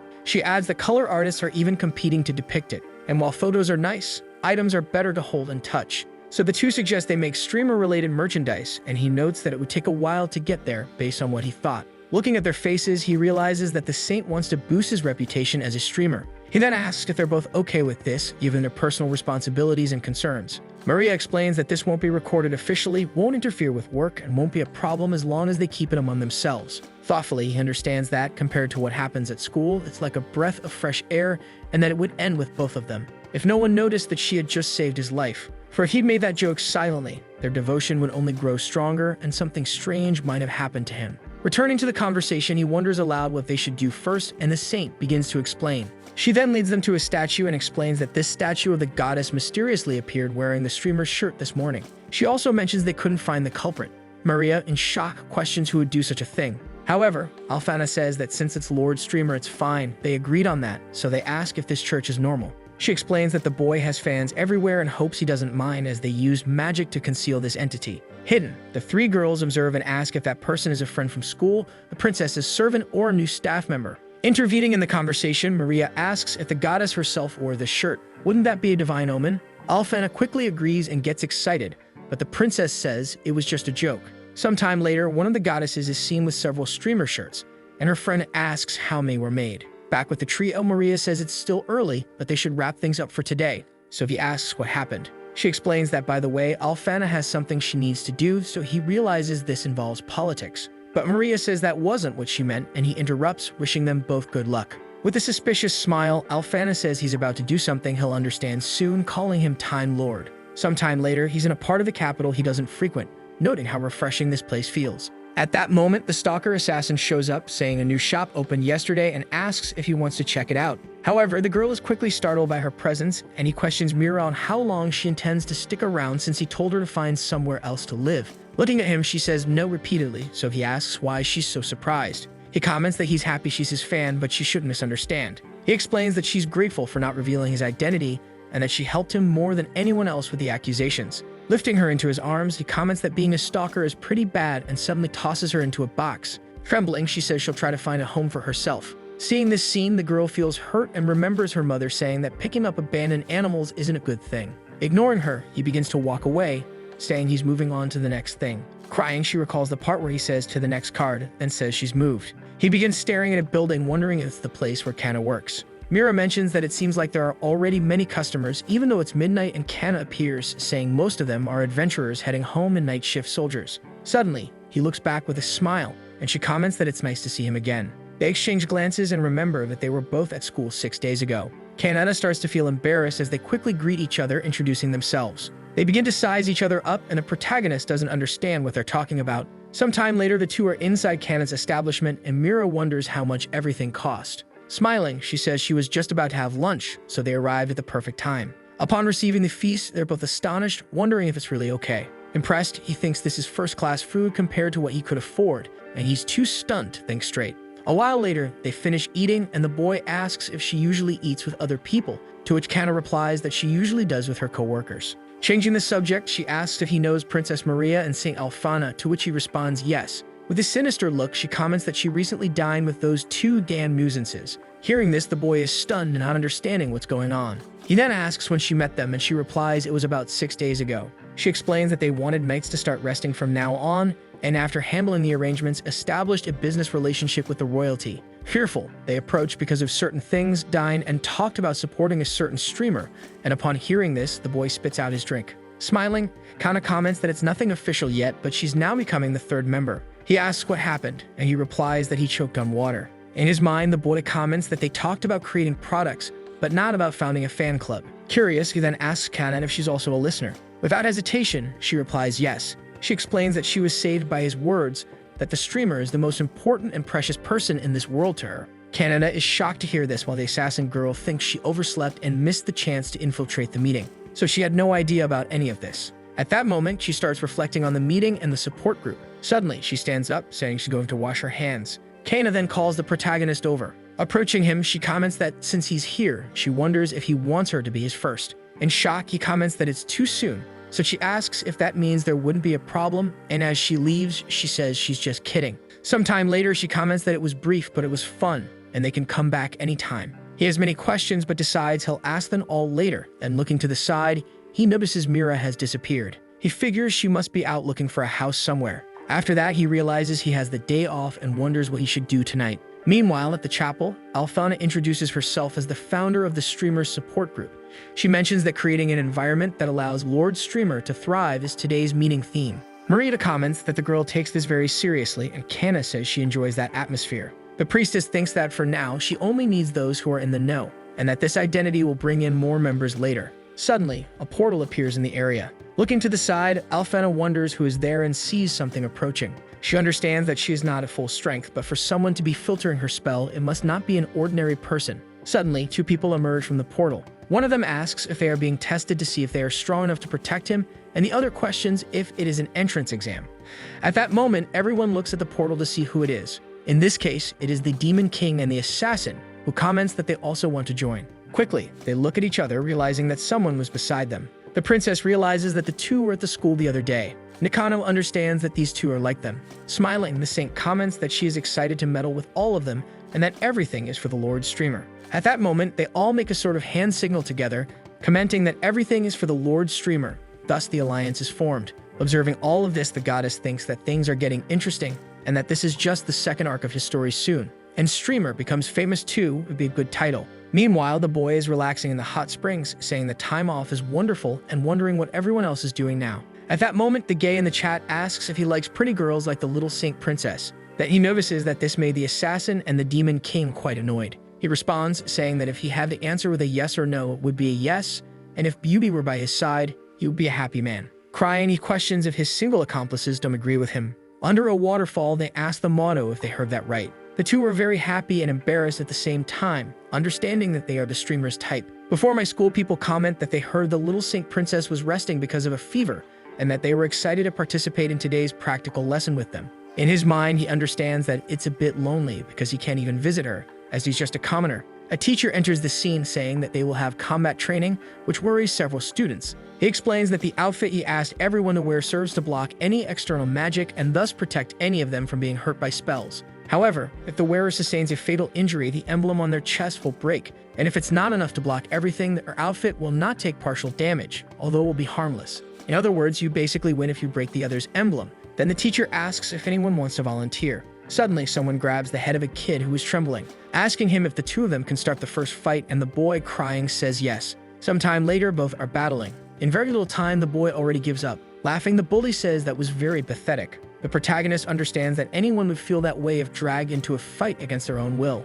At this, the bully points at him, saying he is next. Confidently, he tells him to come at him, calling him a commoner. Only the boy understands that, apparently, this bully is taking advantage of Alfana's absence. The teacher tells them not to pay attention to the audience and to begin. At that moment, the bully throws a fire spell toward the protagonist, who disappears in front of him in no time. The bully then questions if that wasn't a fatal injury, and the teacher thinks that it wasn't the outfit that did that. Analyzing, he states that he made a magic wall, recognizing the boy's talent. In his mind, the kid understands that the wall he created was based on knowledge from his past life, and since he didn't have time to test it, he feels anxious. Soon, he thinks he never imagined that his knowledge of magic would be useful in this world. Now being his turn, he also begins to cast a fire spell, and he throws it at the bully, who is very surprised and is quickly hit by it, making his emblem shatter instantly. The teacher then comments that his control is truly incredible, and may even be the best in the class. Meanwhile, the bully is lying on the ground, all beaten up. As he approaches, the man says that the noble student's decade has been standing out, and as strong as he is, not even the teacher can change their opinions. Soon, the young man can rest easy about that, at least. However, the boy says he'll be fine, smiling, and adds that not everyone hates him and that he still has friends. Back in the classroom, he thinks he should eat earlier. Suddenly, the bully approaches with a group of people, and he realizes the other had a spare uniform. The man approaches, telling him to come along with them, and then someone shouts for him to stop right there. They say the saint will be furious, and then Maria comments that he has already lost. However, the bully slaps one of the kids in the face. Yelling, he claims he's not taking the match seriously and asks if he wants proof of that. Awkwardly, the boy thanks them for defending him. He thinks that finally something good has happened and that he should go home right now. However, the bully comes after him, asking why he is running away. He's about to punch him in the face. However, the speed is extremely slow, and suddenly he becomes paralyzed. Canada is in shock, wondering what is happening. Walking around the room, he wonders why everyone is frozen. Looking up at the window, he notices a bird also frozen and understands what's happening. A goddess appears, saying it's rude of inferior human beings, with a mantra which even the ones who use it should consider a sin. However, she says that even being inferior, those who follow him are completely different. Turning around, the protagonist realizes he's heard that voice somewhere before. Suddenly, he comes face to face with his streamer shirt. The goddess then says she needs to do something before they celebrate their first meeting in a long time. Preparing to flick her finger, she says she can't forgive these idiots, and because of that, she's going to eliminate all of them. With a diabolical smile, she says she'll eliminate them one by one. Hearing this, the boy is in shock, but he hears a noise before he can finish his sentence. Smiling, the goddess says this is a bother, so she'll just do everything all at once. Not understanding anything, the boy asks why this is happening. Analyzing the situation, he comments that nothing really happened. He wonders if he misunderstood something. The one is shocked that he's treating a goddess like a barbaric assassin. Kicking his feet, the boy understands that she's the one who brought him to this world 17 years ago. And she herself says that's exactly what happened. At that, Canada comments that there are many things he'd like to ask, but first he questions what she did earlier. Responding, the goddess tells him not to worry because even if he disappears, they'll be replaced by someone else. And if she likes something, she'll simply erase it and do it again. She explains that even if the world were destroyed, everything would return to normal when she remakes it. Hearing this, the boy is in shock and states that he is completely against that kind of thing, and that this way of thinking is entirely wrong. He says that for him, just stopping time like that makes her a monstrous and terrifying creature, not a goddess. He continues, saying that at least he's never thought of simply getting rid of people he doesn't like. He comments that being loved by everyone is an impossible mission and that even he has haters. He concludes saying that this way of dealing with and interacting with everyone is his humanity and life philosophy. The goddess comments that she already knows this and that it was because of that kind of thing that she tried to approach the noble students. She adds that some of her followers are quite extreme in this situation, which confuses him. Smiling seemingly innocently, she says she now understands that this is the kind of person the boy is. She approaches him, leaving him completely shocked. Hugging him, however, she tells him not to worry. She explains that what she said earlier was hypothetical and that she wanted to confirm how he would react. Pulling away, Canada asks why a goddess like her is wearing those clothes. Responding, she says she made them herself and even put them on her statue in the church. She comments that the streams of the ISEKAI'D are very interesting to watch and that she's the oldest fan, having been there since the beginning. This leaves him completely surprised, knowing she's a listener. She says that back then, he wasn't that dedicated and even left his listeners alone to go wash his hands. In shock, he wonders what is wrong with this world. The goddess responds that if a goddess like her is strange, then the world itself would also be that way. She pats his shoulder and he says that's not something she should say so confidently. This seems to irritate her quite a bit, apparently. Placing her hand on his shoulder, she comments that this is the first time she's received a comment like that, so she's very surprised. Seeing this, he thinks that both the clothes and good systems are questionable. He says he looked into it yesterday and found that these shirts were being produced in large quantities, and he'd like it if at least those two. At this moment, the goddess calls the guy Canada. She mentions that today is an exception, but she usually can't interact with him so directly. He explains that staying for too long could completely destroy her balance and concepts. He says he will resume his broadcasts while continuing to watch from above, and that recently, he's been telling this to his friends. Soon, the goddess begins to disappear. She says he's destined to gain more fans than he has now. Watching the woman vanish, the protagonist calls out to the goddess, who says goodbye, saying, "See you later." Suddenly, everything starts to return to normal, and the bully ends up hitting the desk instead of the streamer. In shock, the boy thinks this world is truly insane. Some time passes and he heads back home.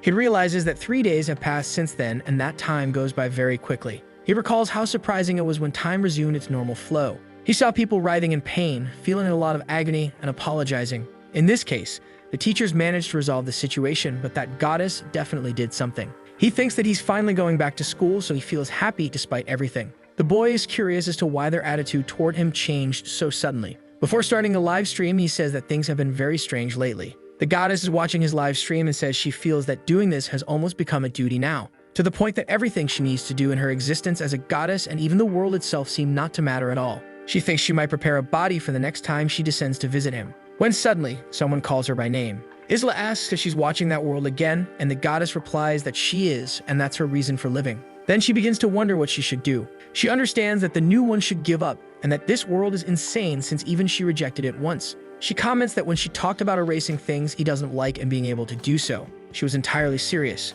Anyway, when she tried to see if those nobles were alive, she worried that she might have gone too far, so she ended up recreating all of them, but that's a secret. Meanwhile, the demon says she won't allow such a foolish act against the destiny of the human realm. She warns the man that if he wishes, he will die with him. However, this demon man comments that he hasn't lost yet. Suddenly, he sends out a large burst of light and then escapes. Just like that, she runs over to the Demon King, asking if he's alright. Responding, the man warns that the human realm is in danger and that she must summon Lucia immediately. He's wondering if he should visit the goddess again, that his memories from when he was incarnated are confused, so he doesn't know how he'll feel about her. Changing the subject, he asks Maria and the saint why they are so close to him like this. Then Fana comments that this is normal among friends. In his mind, the boy thinks that ever since they returned, the two have been a little too close in every way. He wonders if this is normal.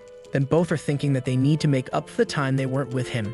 At this moment, Maria calls Canada, showing him the prototype of the product she had mentioned before. She explains that it looks good on clothes and also fits nicely on bags, so they made it for both. Staring at the brooch, he asks if this means this outfit will be more well-known, and he comments that he hopes not many imitations appear. Alfana says she doubts there's anyone significant and capable enough to replicate his charisma. Then Maria adds that even if they managed to do it, the real Alfana would notice how fake they are. Awkwardly, he says he's happy to know that both trust him so much. Suddenly, Alfana mentions that she needs to go for an official commitment and will see them tomorrow. At that moment, he says goodbye, including the assassin who appeared out of nowhere. Noticing her presence, he asks what she's doing there. Then Maria tells him to calm down. She explains that this girl is one of the supporters. Then the assassin says she's the fourth one, apparently. Additionally, the princess also explains that a woman from another race has also joined their group. The boy then starts questioning who she's talking about. He congratulates them, saying they did well to welcome her. Then Alfana comments that she didn't expect this from the legendary Raven. Smiling, both of them say that in the end, they are the same.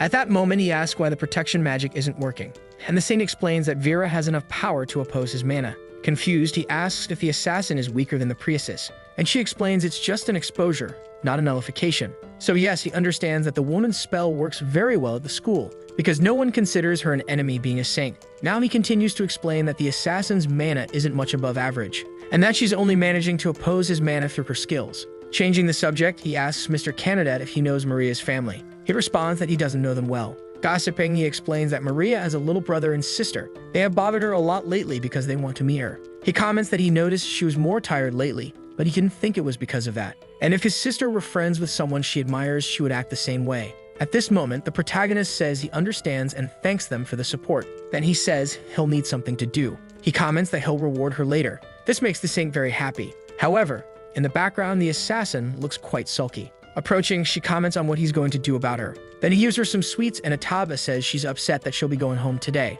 Sometime later in the capital, the demon is watching the protagonist's live stream. A man with a crown then says that, to be honest, he also likes the streamer. But bringing these things to their meetings is a bit strange. In shock, she tells him to think about it with background music. Then the man comments that he's more focused on the streamer's broadcast than on the meeting. Because of this, he can't pay attention. In shock, the woman says a lot has happened, and she's exhausted, and that he can't take this away. The old man then feels happy because the streamer is going to sell his card. The man with the crown then says that it looks like this meeting may last a few days. At this moment, the demon thinks that she needs to participate in this meeting, and that she's counting on Lucia. Meanwhile, back at the protagonist's house, he moves on to the next story. Someone says they recently made a donation to help him, and that he should keep up the hard work. Upon seeing the donation, he remembers he told the two of them to stop doing things behind his back. However, people are talking about the old man in the plaza. This leaves him completely shocked because all the support council members are women. Maria, the saint, and Kana. The old man is in shock, asking what's going on. Scared, the boy understands that it's that scammer, and that he never hired anyone like that during a live. He realizes they also donated money and apologizes. He says he's going to check a few things and that the broadcast will end here. He warns that he also doesn't accept donations made during streams, and he ignores any suspicious person or anyone who claims to know him. Curious, he wonders what's going on, and that before anything else, he needs more information. Suddenly, the assassin asks if he needs her help. She's hugging herself in the outfit at the window. She says the assassin is providing his security. Then he's in shock, saying she must be terrifying. Taking off her mask, she apologizes and says she can gather some information for him. Immensely, she thinks she'll go after these idiots to the ends of hell if necessary. Meanwhile, back at the meeting, someone says that if these scams keep happening, all countries will be in chaos, and others say they won't even be able to know where they're hiding. The demon then comments that her demons are also specialists in tracking people. She mentions that she will be able to find the responsible party today, but asks if they are willing to help. They both confirm that they are. The man thinks it's the perfect opportunity to check if the demons truly want to maintain a friendly relationship, while the woman is furious, as she won't forgive anyone who used the streamer's name to deceive others, affirming that he will capture Lega, the demon in the way, and restore peace to the human kingdom. Elsewhere, someone remarks that the streamer remains as famous as ever. This is Max, an ordinary citizen from a certain country. The woman comments that doing so little and receiving so much is a blessing. All she did was act as if she knew him, and they didn't even think she was lying. The man reflects that all the time he spent stealing were minor thefts,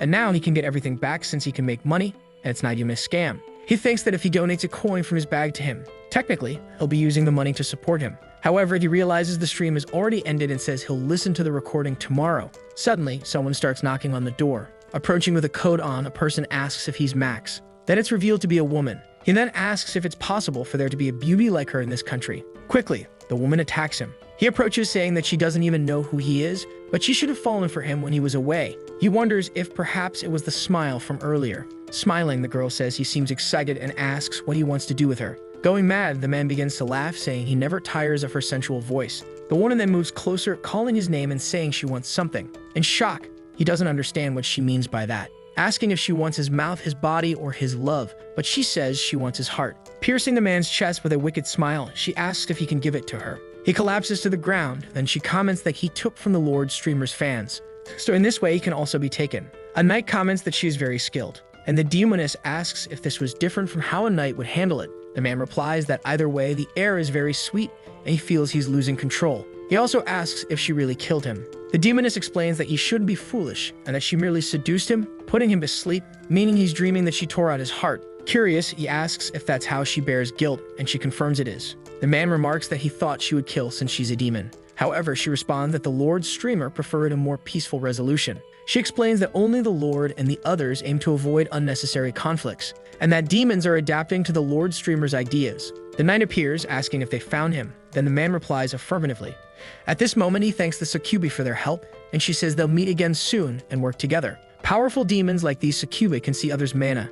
This way, she could find out who he was if she wanted. However, the fact that she doesn't do so is because she takes pride as his fan. She stays awake, saying she can't wait to meet him in the city someday, and right after that, a man arrives calling for Miss Lucia. Lucia, who has already taken care of the scammer. However, the main plan still relates to that traitorous demon who hasn't been found. Although the Lord Demon's entire army is trying to locate him, he's quite a problematic figure in the end. He investigated why demons can see each other's mana and thus developed a way to hide his own, thus beginning his rebellion. And if they left a few things in the human kingdom, the part started with Miss Shruza, and the Lord Streamer could be completely destroyed. Lucia says that Lega is severely injured and can't fight for long, so it's better to find him soon while he's still in that condition, because Miss Demon King must also be reaching her limit. At this moment, the demon hands over a letter, saying here is a message. The letter is for Lucia, who says that the demon is currently in the meeting and cannot leave the capital. She informs that she can protect the capital alone, and that to capture the scammer, she has listed all the villages, cities, and towns in the kingdom, so she wants Lucia to search there as well.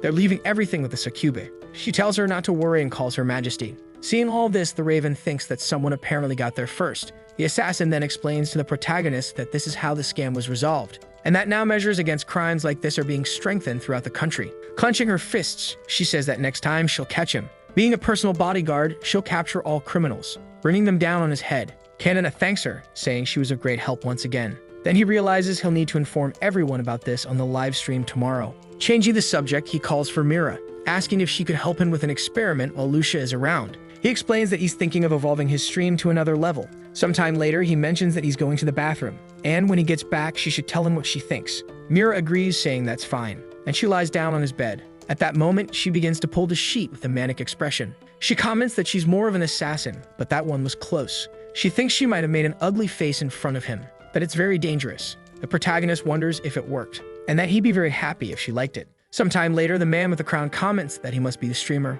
and another says it's a pleasure to meet him. He comments that, apparently, ending the meeting was worth it, and that even though he stayed up until 4 a.m. today. At this, the streamer says it's an honor to meet them. At this moment, the two call for their father and mother. Maria tells him not to bother the Lord Streamer too much, and the Saint comments that exactly because she's a saint, she can't ignore this. He understands that he just wants to thank Maria and meet her little siblings, but he never imagined the king would also be there. The princess comments that he didn't need to expose himself so much. Then the Saint sides with Maria, while he wonders why they need to be so close like this. He whispers that it has its risks, but that a personal meeting is more polite, and they're going to help sell the products and hire people. Seeing this response, Maria says it's incredible. At that moment, the siblings show up, saying they want to talk to the streamer too, that it's unfair. He then asks if they're Maria's siblings, and they introduce themselves as Ars and Fian. The little boy then realizes he embarrassed himself in front of the streamer, because he bit his tongue while saying his name.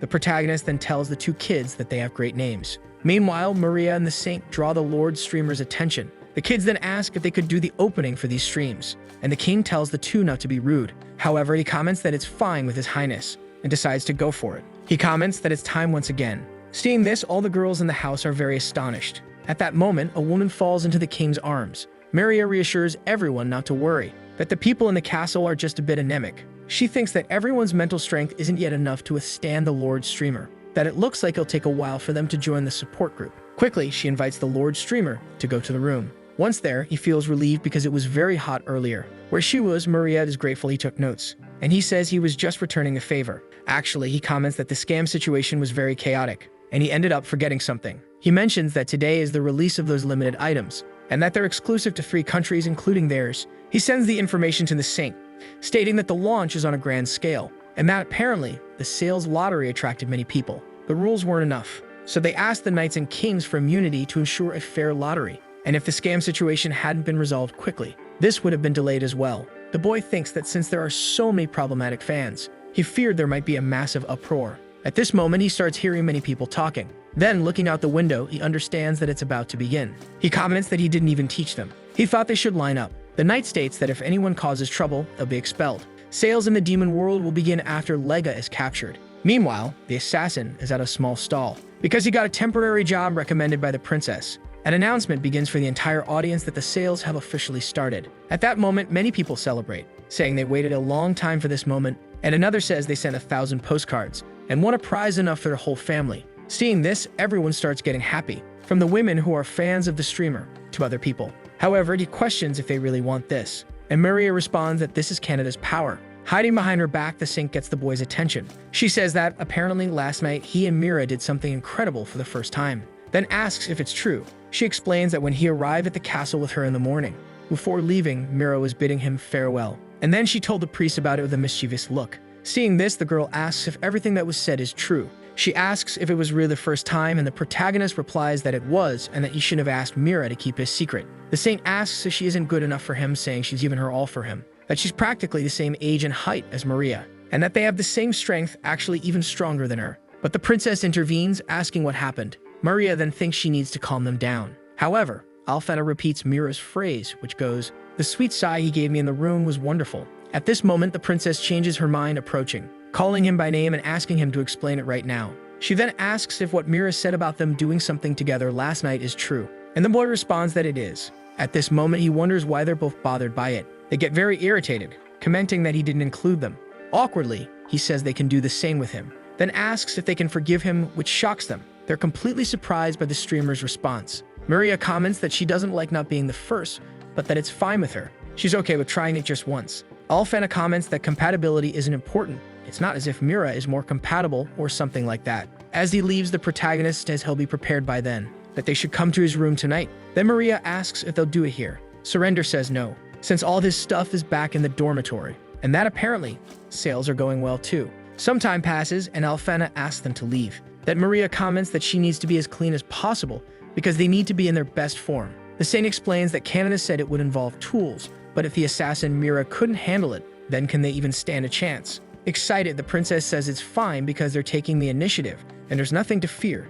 She concludes they should march together. Arriving at the streamer's dormitory, he laughs and thanks them for the effort they put in, and that, if it's okay, they should tell the others too, as it would help a lot. After hearing this, both of them blush and agree. The protagonist then tells them to start now. Striking a dramatic pose, he comments that now they're going to start the ASMR experiment. Upon hearing this, both are in shock, asking what he's talking about. Rewinding time, the boy was explaining to Mira that he wanted to make new content as a streamer and was thinking about ASMR. He explains that according to his past life, it stands for Autonomous Sensory Meridian Response. In other words, he's going to basically distort this microphone with magic so his voice can send tingling sensations directly to the listener's brains, which leaves her completely surprised. He also says it's a form of pleasure, and that a while ago, Maria and Alfana praised his voice, so he thought of trying it out. The assassin then comments that he should continue the experiment. The protagonist then comments that he's going to make a stream specifically for the assassin. Looking back, he asks if she could just tell him her terminal identification number. At this moment, he begins speaking with ASMR. He comments that it wasn't the reaction he expected,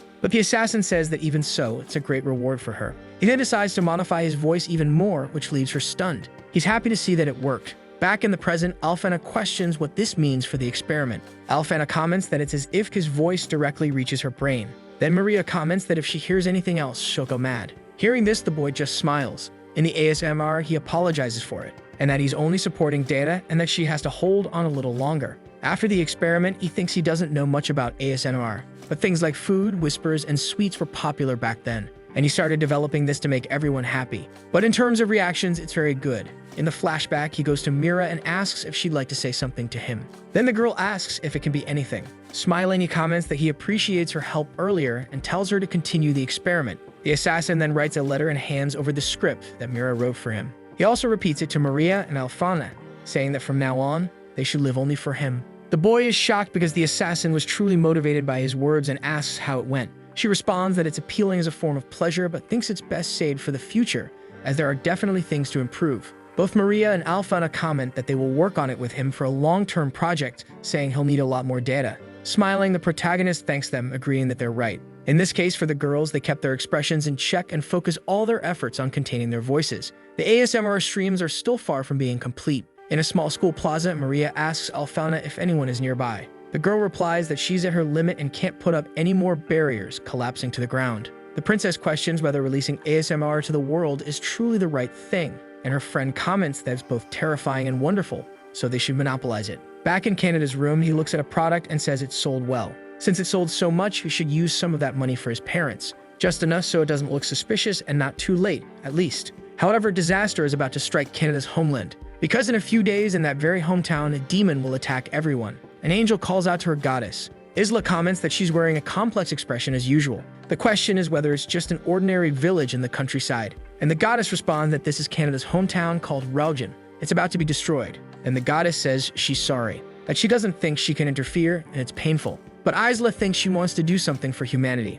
A woman, tired from working in the field, comments that it should be enough for now. Then she notices someone approaching, greeting Miss Mesa. It's the traveler named Lega. The woman asks how his injuries are. The boy replies that he feels they should be healed by tonight, as a few days ago he was nearly dead, which was embarrassing. He says he was desperately trying to escape some bandits but feels happy now since he met them. The woman comments that every time she sees him, she's reminded of her only son. She explains that his name is Canada, and he's about the same age, and she worries if he's doing well at school. The boy assures her that he's probably fine. The protagonist's father appears, calling her to join him for lunch. At that moment, she bids farewell to the demon, who thanks her for her concern. However, this is all an act and he's deeply irritated, saying that all these people are worthless. He thinks this is all a fault of that demon king and he's stuck recovering in this disgusting place because of her. But tonight his mana will be fully restored.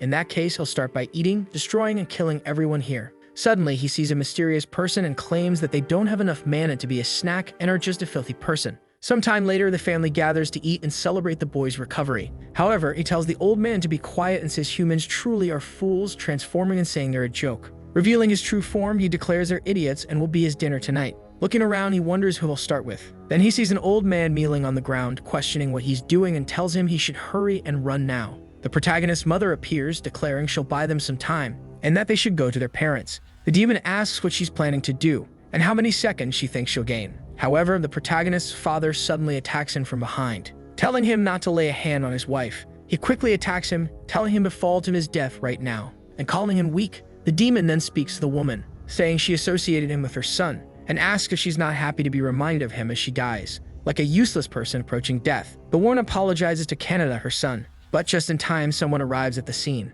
blocking the attack and stating that this list was indeed accurate. The demon realizes this was the mysterious person he saw by the tree earlier in the day. Then she reveals herself to be a succubus. The demon then questions how she arrived without him sensing her presence, and someone else appears, affirming that Lucia is excellent. This is the demon queen, who says that Lucia copied her ability to easily conceal herself among humans. Then the queen senses his presence and says she'll take over for the previous declaration to that woman. At this moment, she begins to grow extremely irritated. She questions if he truly attempted to kill Canada's parents. Charging at him, she declares that this is unforgivable and that she'll kill him now. The goddess comments that things are still developing. Meanwhile, the succubus remarks that now it's Lega's defeat. Canada's mother, however, thinks that both of them are evil. Yet, the traitorous demon Lega manages to find an opening, and he lands a full-force punch on his mistress. At this moment, she's suddenly sucked in. A portal simply appears. The succubus explains that her specialties are illusions, and that the thing he consumed was a spatial vortex. The demon queen then praises her, saying she'll leave the rest to her.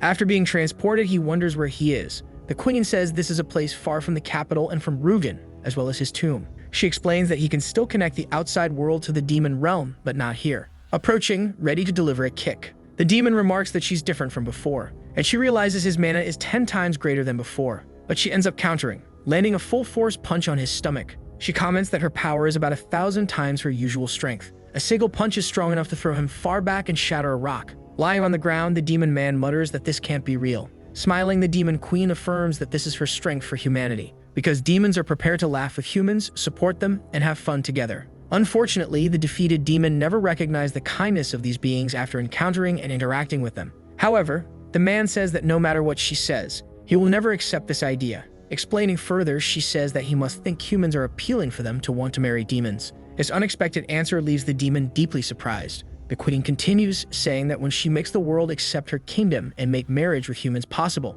in that way she will be rewarded with a child from the streamer.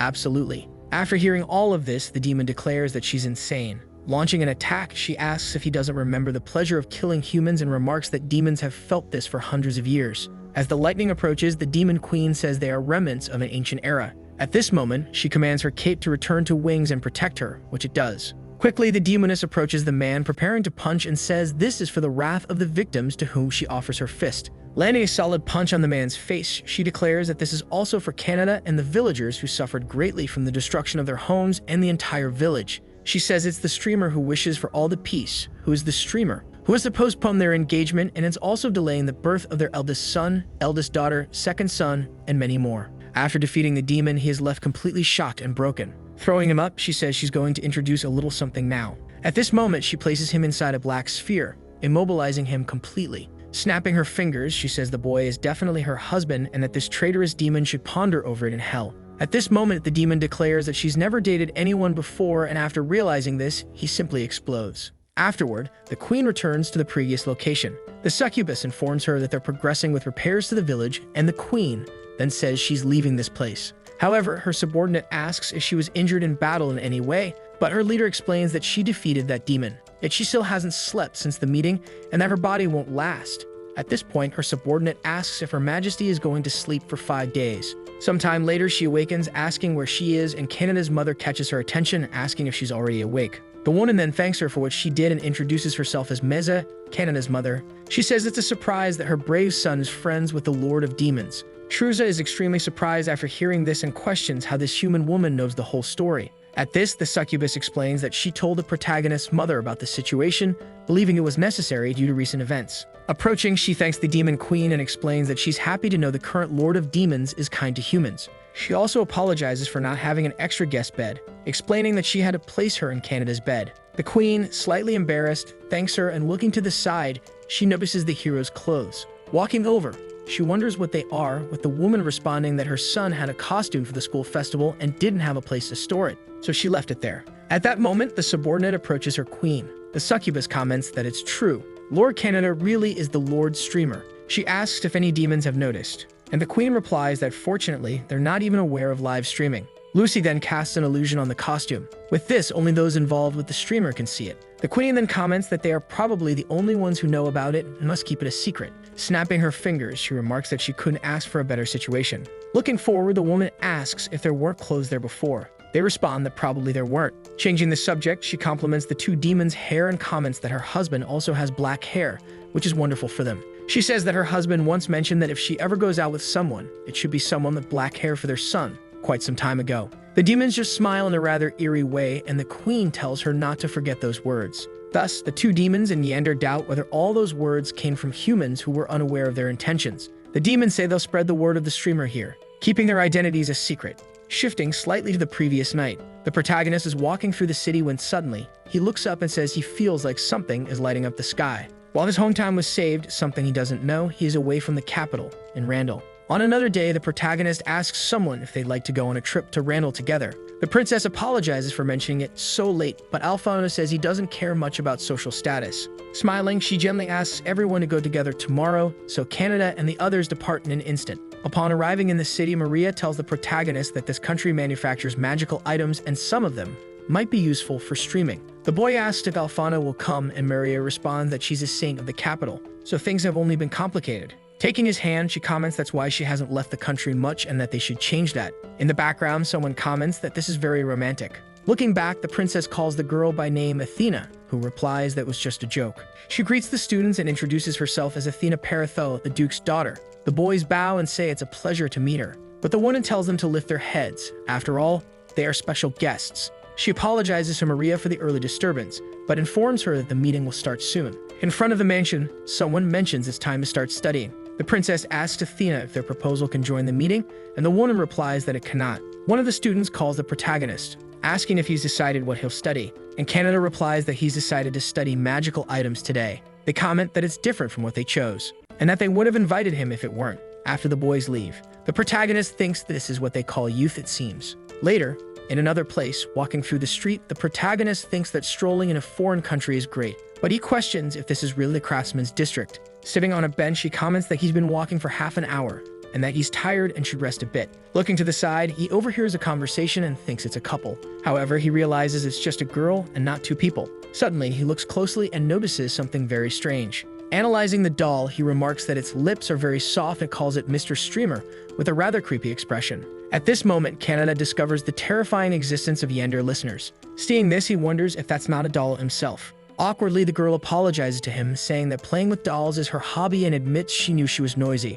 Approaching, she asks if he's a fan, noticing the button on his clothing. He responds that the streamer is the best. At this moment, the Yander asks if he's a student from the capital, and he confirms that he is. With a crazed look, she questions how the princess and the saint know the streamer and if there's anything in the newspapers about this. Biting her fingers, she reveals that she's already dying of jealousy and that, after all, everything is happening according to the streamer's will. Completely confused, the protagonist wonders what's wrong with this girl because she's beautiful but just as scary as Mira. He asks why she's so interested in this topic. With teary eyes, the mysterious girl replies that it's because his words saved her whole life. Then she comments that he must be curious, so she'll tell the story. But before she can start, he interrupts her, asking where the craftsman's district is. She says that if that's the case, she can accompany him while telling her story. As they walk together, he's not paying the slightest attention to her tale. Thinking there are crazy fans in this world too, he wonders if she's the only fan who's this obsessed at this level. Sometime later, he thanks her for her help, and she thanks him in return for being her conversation companion. Then she remembers something.